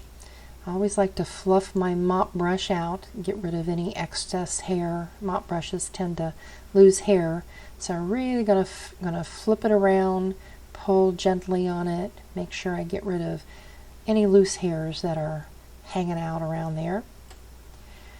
And I'm going to use my mop brush to really just very gently go over the water. I'm really giving it a workout here. Now, the main thing about a mop brush is you really just want to very, very gently use the very tip of the brush. You don't want to use this like a brush. It's really just to get rid of some brush strokes very, very lightly. Very, very lightly, very gently. I'm barely touching this to the canvas. And I'm only going to use it on this bottom section because I want this paint, I want my brush strokes to really kind of fade away in through here. So I'm just going to use it on the bottom section of the painting, and you can see I have hardly any paint whatsoever on that brush because I'm barely touching it. What this does is it allows this bottom section of the painting to really kind of fade back very, very gently. Not going to use it on the top where I have all my where I have all that white up there, just on the bottom.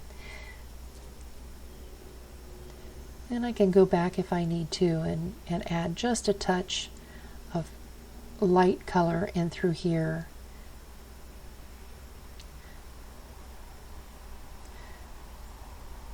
To kind of meld these two areas together. And if I have gotten up into my lighter area too much.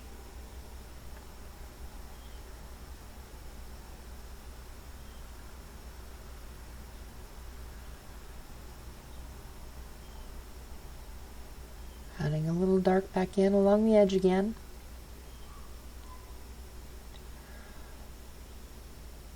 Kind of restating some of those rock colors in there. Darkening this corner down just a little bit more down here.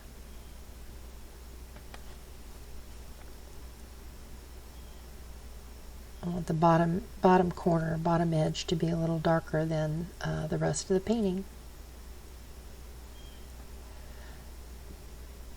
Refer to your photograph and you'll see this, what this area needs to look like.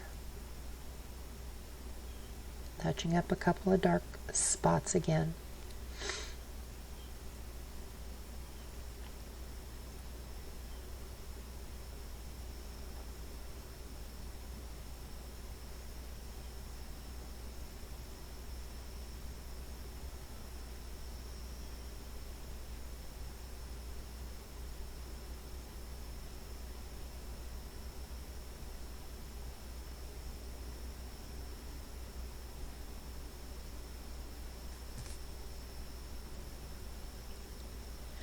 Okay, I think our water is getting to look pretty good here.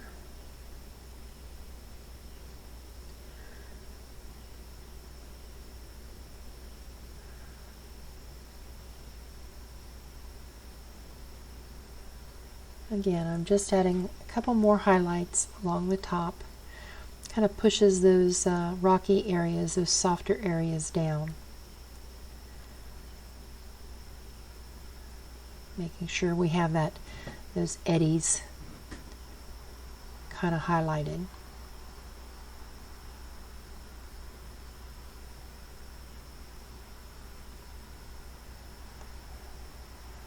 Just want this bottom area to look a little softer than the top.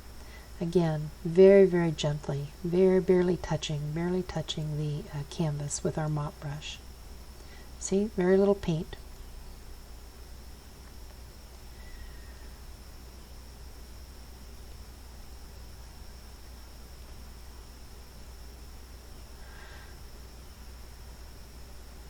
Okay, now that I've got that set up, I can always go back a little more paint, taking a little more of that very, very light, even white here at this point. A little bit of the very light yellow, and just going back and emphasizing some of these areas where I know that I want this paint to jump out at me kind of reseating. See how much paint I have on the brush? Really letting the ridges show here. Letting that paint just kind of dribble off of my canvas, or off of my brush onto the canvas. This is really going to show where the paint is, or the water is just kind of bouncing around.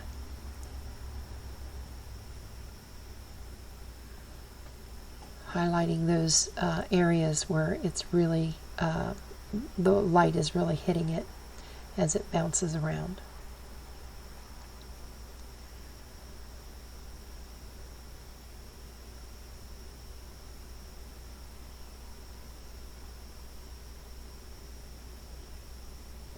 Looking around here, seeing if there's any other areas that I want to have this.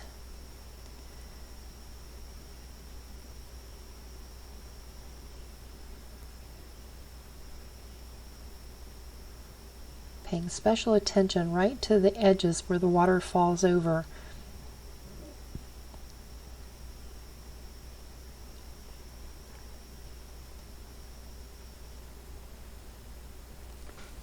Hits rocks and bounces up or falls over edges. Don't be afraid to put some paint on the canvas.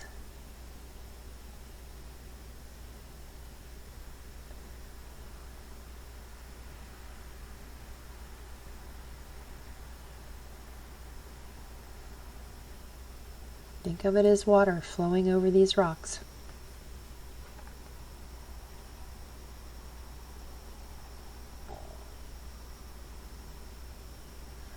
Right along the base of this waterfall here, there's going to be lots of water jumping around.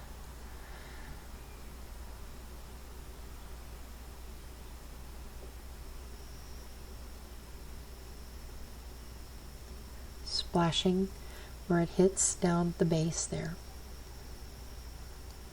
Right along the top, it's kind of pooling right there before it falls over. I want to add a little extra emphasis to that area, a little extra light bouncing water.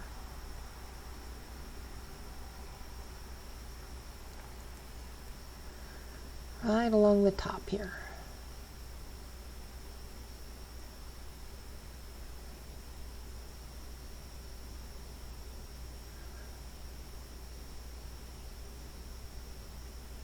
Making sure that I don't have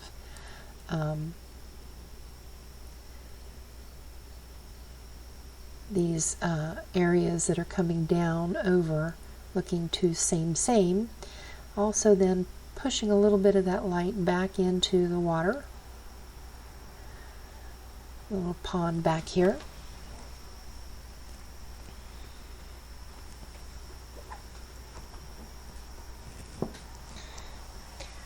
Probably go back and emphasize my darks a little bit more at some point. I always like to do that towards the end of the painting. Now the next thing we're going to work on is our grass, and I'm going to use a fan brush for that. I'm going to start with my darks. Pick up some of that really dark green and just using the very tip, the very edge of the fan brush. You can see that I'm just right on the tip. I'm not trying to put a whole lot of paint on my brush, but I'm just using the tip or the corner of the brush and tapping. Tap, tap, tap, tap, tap. Okay, it's you can turn it over, use the other corner because I've got both sides loaded. I'm looking for dark areas now. Right here along the edge of the waterfall. Tap some into right along all these edges.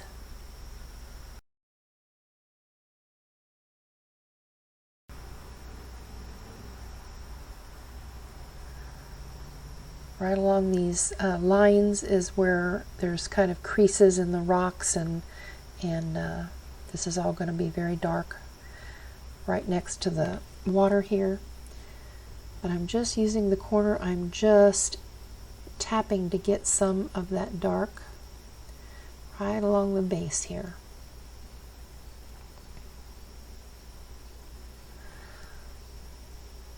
Over here again, it's nice and dark in this area as it comes down next to the water. You can see I'm just tapping, just using the very corner of that brush. I try not to use the whole brush at this point, because if I do, I'm going to end up with little eyebrow shapes. You can also take your brush and you can push up. See, sit it down on the canvas and push up. That gets you a little bit different texture. Emphasize more of this dark along this rock here. Push up. See, if you push up on it, I'm just sitting it down, pushing up. That gets me a little longer grass shape. Sit down and push up. See that? Push, push, push, push, push. If I do that, I get a longer, taller grass shape. But you really have to sit that brush down. When you want shorter grass, you can use just a tapping motion. You kind of tap down. Just tap, tap, tap, tap, tap. See?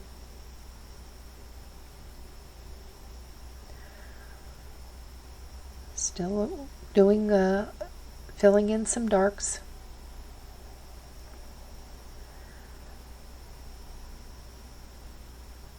Referring to my reference photo, looking for the dark. Dark is going to be next to this waterfall.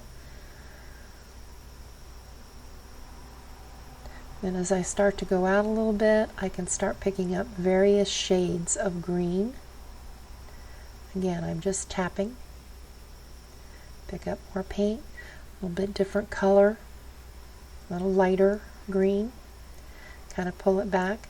The other thing I watch is I'm making sure that when I get up here to where the grass is going to be flatter, it's not going to be going over the edge of the ridge next to the water. See how I'm changing the angle of the brush? Straight across, gets me flatter looking ground. Flatter looking ground.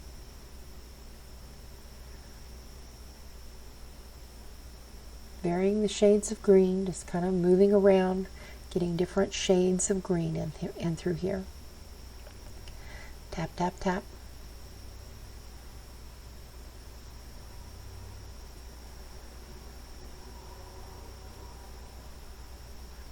Just going down here and working on mixing up a little color. I want different shades of green. That's all I'm doing here. It's making sure I have plenty of the paint. Here's some more dark, a little darker mid-tone. Blending that right in with the dark that I have there. I know that this over here is going to be a little bit taller. Going back and using my brush, letting the brush do the work for me.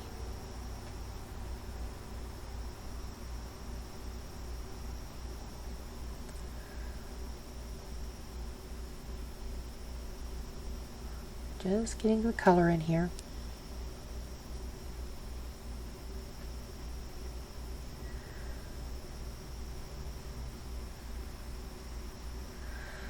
Now I'm switching back to that, getting a little taller grass. Grass as it's closer to me is a little taller, so I can use that method of just kind of pushing up on the brush.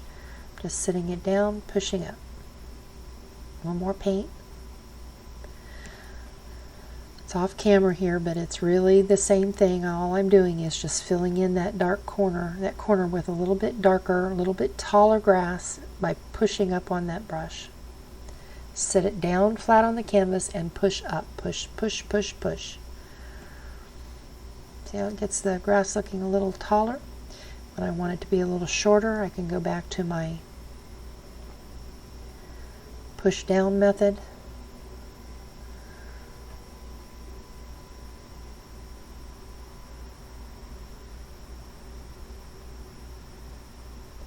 And all I'm doing is just filling in this area with kind of a little bit darker paint. Dark green. That's sap green and black. And then to make the various shades of green, I've added yellow ochre, I've added cad yellow, just to give various shades of green. Now I've got a little bit lighter color. This is sap green, or is that it's that dark green mix, adding a little bit of yellow ochre or cad yellow into it. And I'm thinking about where the light is going to hit the tops of these little curvy areas as they go over the edge of the bank. And you'll notice I turn my brush kind of on the same angle as that bank might be going as I tap in here. And then as I get to flatter ground, I angle the brush back to a more flat position. Still working on those lighter greens, little highlights along the tops of these areas that are as they go over the side of the bank. Trying to vary the colors here.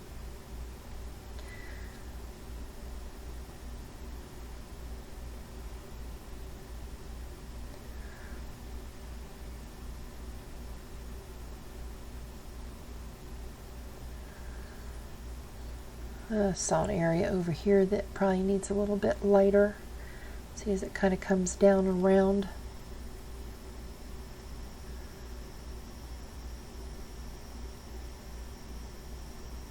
Making this area up around these rocks. This area here where we corrected our rock formation, turned it into grass. I'm going to go add a little bit lighter green through here. That kind of makes that look like it's hanging out over the edge of the bank there. Back working on this side, just adding that lighter green. This bank right here is not as steep as it is up there next to the waterfall, so my angle is not going to be as steep. Making sure I get various shades of green in here.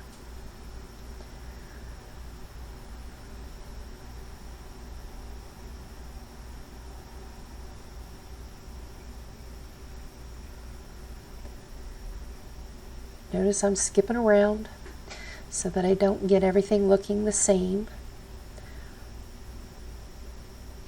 I'm using the whole brush here, but I'm trying not to leave little eyebrow shapes, fan brush shapes here. I'm just really kind of skipping around a little bit. Different colors. Blending my dark green back into my light green. Go over here with a little lighter.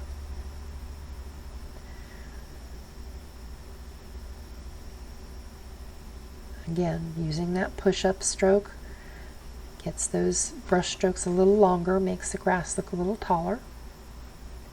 Push, push, set it down flat, and then push up. Push, push, push. Right, and here's a little lighter. The light is going to be hitting this area a little bit brighter since our light is coming from the right.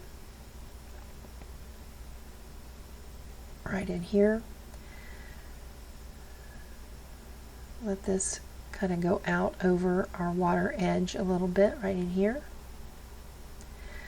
Add a little bit of grassy around these rocks.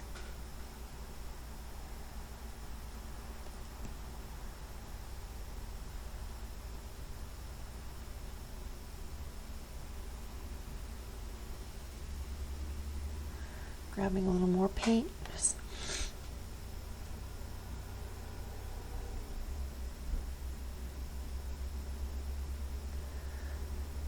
Okay, now I grabbed a little bit of burnt sienna, and I'm just going to mix this in. The grass isn't going to be perfect.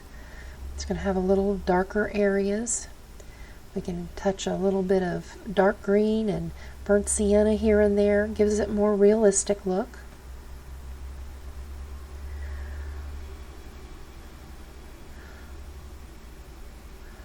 little bit of yellow ochre, sap green, yellow ochre and burnt sienna. Here and there, just adding a little bit on this side. Kind of brings the colors from above down into our rocks. We've got a lot of burnt sienna and other colors up on our top of our painting, so we want to bring this color down into our painting down in the bottom. We don't want to, this makes it look more cohesive.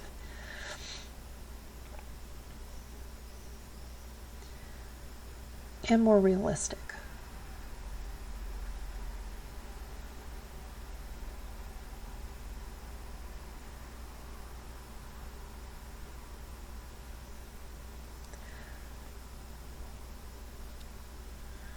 I'm going to darken this area, add a little bit of that burnt sienna right up here in this area. Just kind of moving it around, letting some of it hang out in different areas of the painting.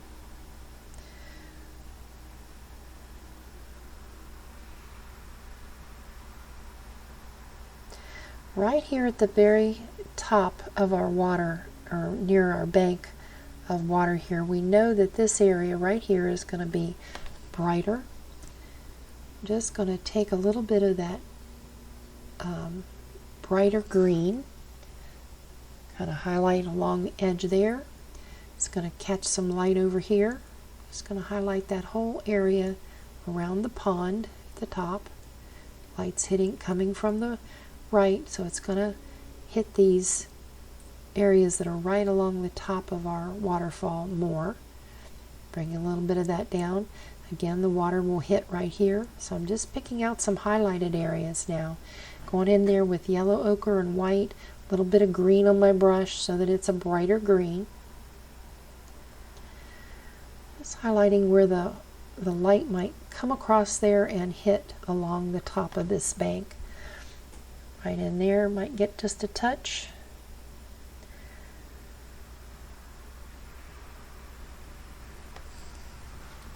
It's going to kind of disappear as it goes over that edge, so I'm not going to get too far over the edge here on this right side.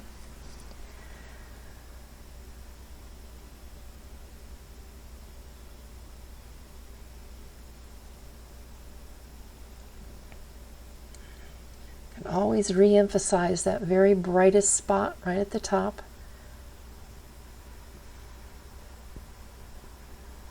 This area right here is going to, right up there at the top, is going to be lighter.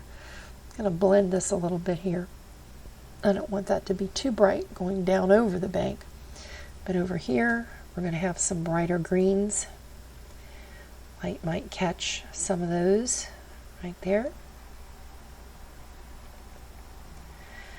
Maybe a touch back in here.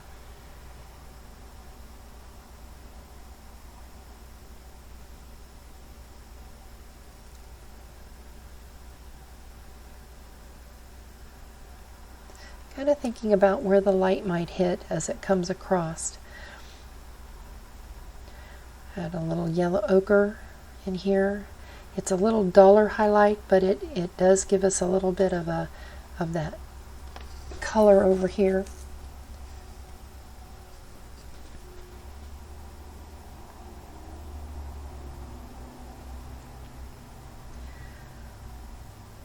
Some yellow ochre down in here. Adds a little more interest right up against the water, right there.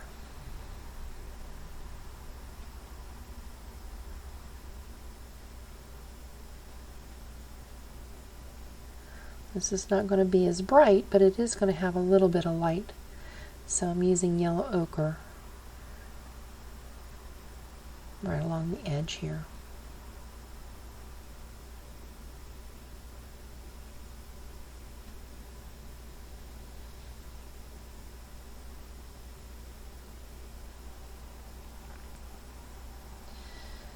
I'm just looking at my reference, kind of seeing where some of the lights might be. A little bit of grassy effect over here.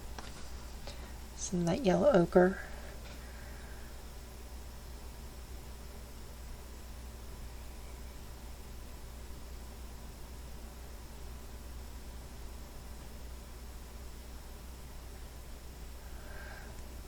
Need a little darker in there, I think. Yeah, but I'm going to work on this light area up here again. Soften that a little bit. I want to make sure I don't leave those little eyebrow shapes in there. The light hit right in through here.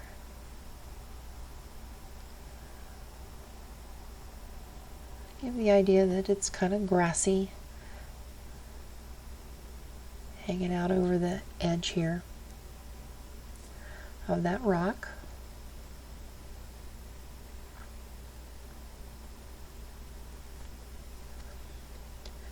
Brightening this area even more. I'm taking a little bit of that very light yellow that we had mixed and adding little tiny touches right there. That's really where our focal point for this whole painting is right in that area. So we want to make sure that's nice and bright there. Little touch right there, maybe. Bring it back up into our light spot right there.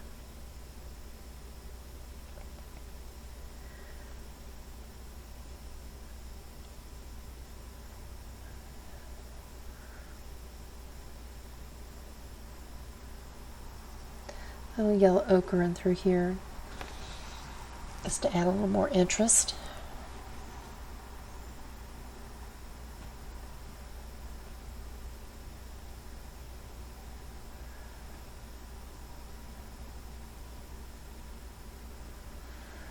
Back on the other side.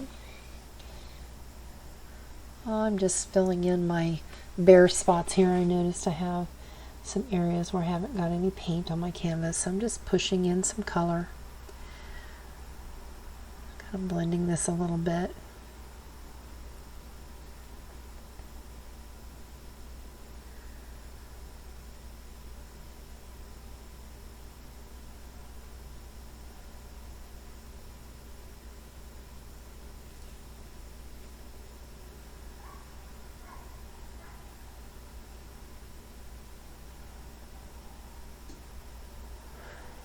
I'm taking a smaller brush back to my little filbert brush, and I'm kind of blending the edges here a little bit, pushing that dark color back from the edge a little bit, kind of blending that out. Just kind of gives it more of a finished look right along the edges. We know the water, this area is going to be a little darker right next to our waterfall. Kind of blending that back a little bit. Over here, same thing. I'm just going to kind of soften this edge, make sure that these two edges are kind of coming out over the top of that waterfall a little bit right there.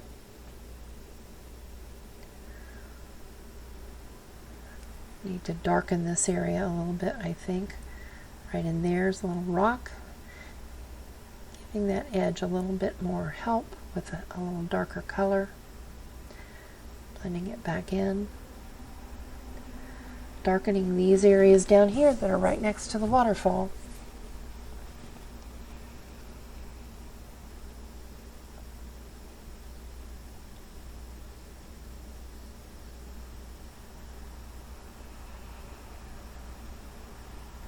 Kind of just puts the edges of the waterfall and the grass area together. Darken that. Kind of pull these colors together down here a little bit.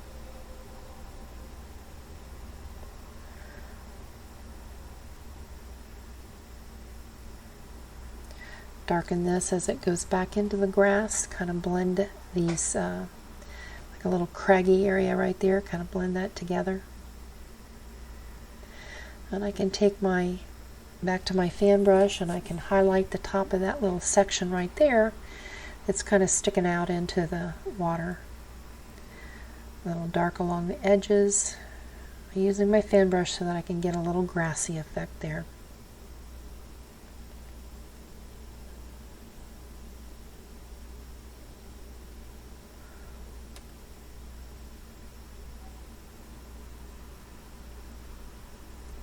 And right along the top of that area right there, lighten it up a little bit. light will be catching it right there on the top. Some of these areas are going to get the light just a little bit more, makes them look more realistic as they kind of hang out on this side of the waterfall.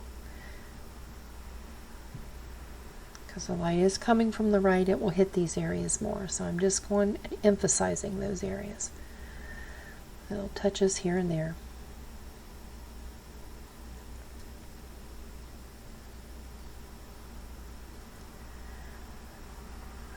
Again, blending some of these areas.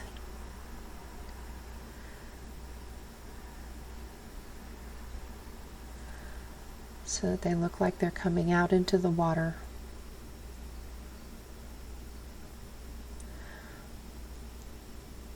Darkening them a little bit. Same thing over here on this side.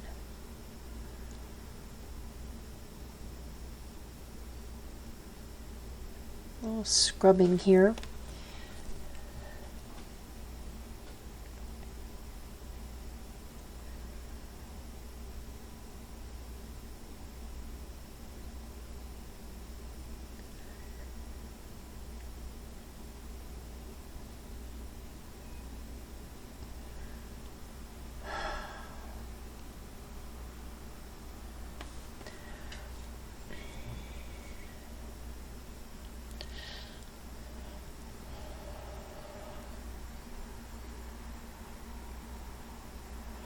I'm just going back up here and darkening some of these dark areas in the top of the painting. That's all I'm doing. I'm sorry it's off screen, but that's all I'm doing is re-emphasizing the darks. Remember I said I have a tendency to, towards the end, as I re-emphasize the darks in my painting. So I'm looking for areas that I want it to be darker right in through that area where the trees are up there.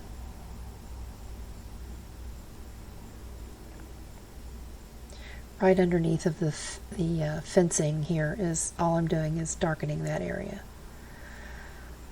Just looking where my darks are and adding a little darker. See right in that section underneath of the mill right in there towards the top. That all needs to be just a touch darker. So look at your painting and just see where you need to re-emphasize those dark areas. That's all I'm doing here. A little bit of dark burnt umber, maybe a little black, and re-emphasizing those areas underneath of the fence, underneath of the mill area.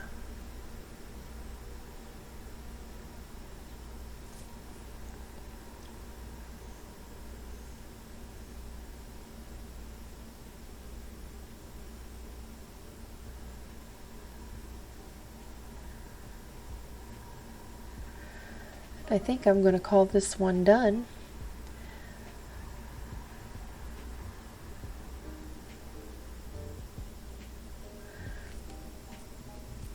Again, go through here and look at the where you need to emphasize things. I also I'm signing my painting with a tool called a Kemper tool.